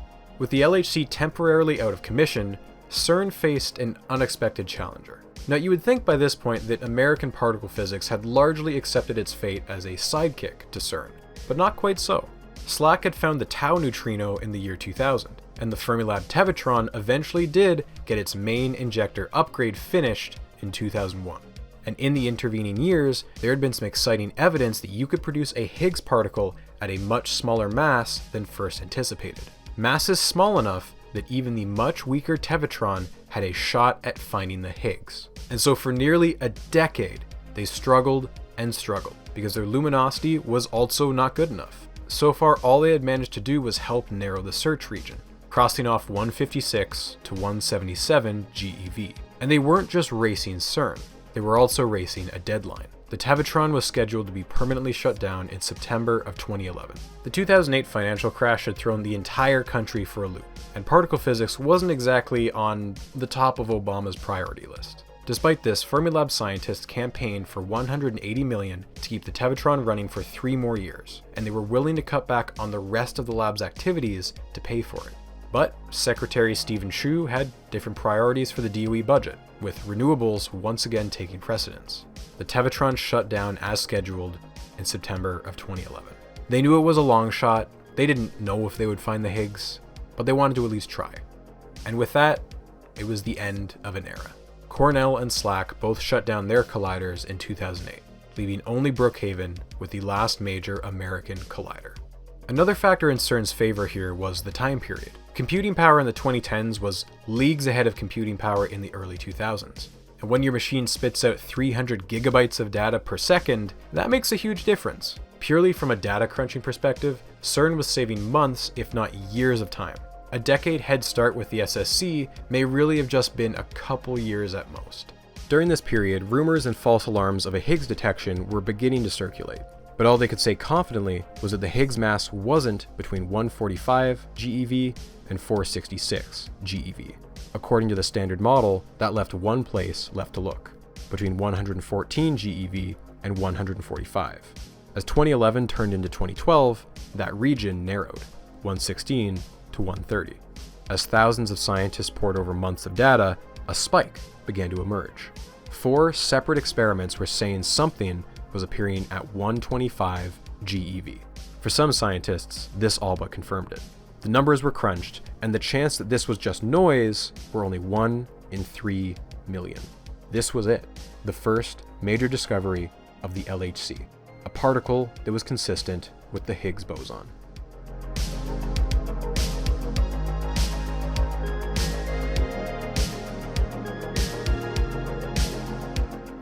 Leon Lederman, who I've been incorrectly calling Leon Lederman, originally wrote his book The God Particle in 1993 as a way to drum up public support for the floundering SSC project, which was cancelled just months later.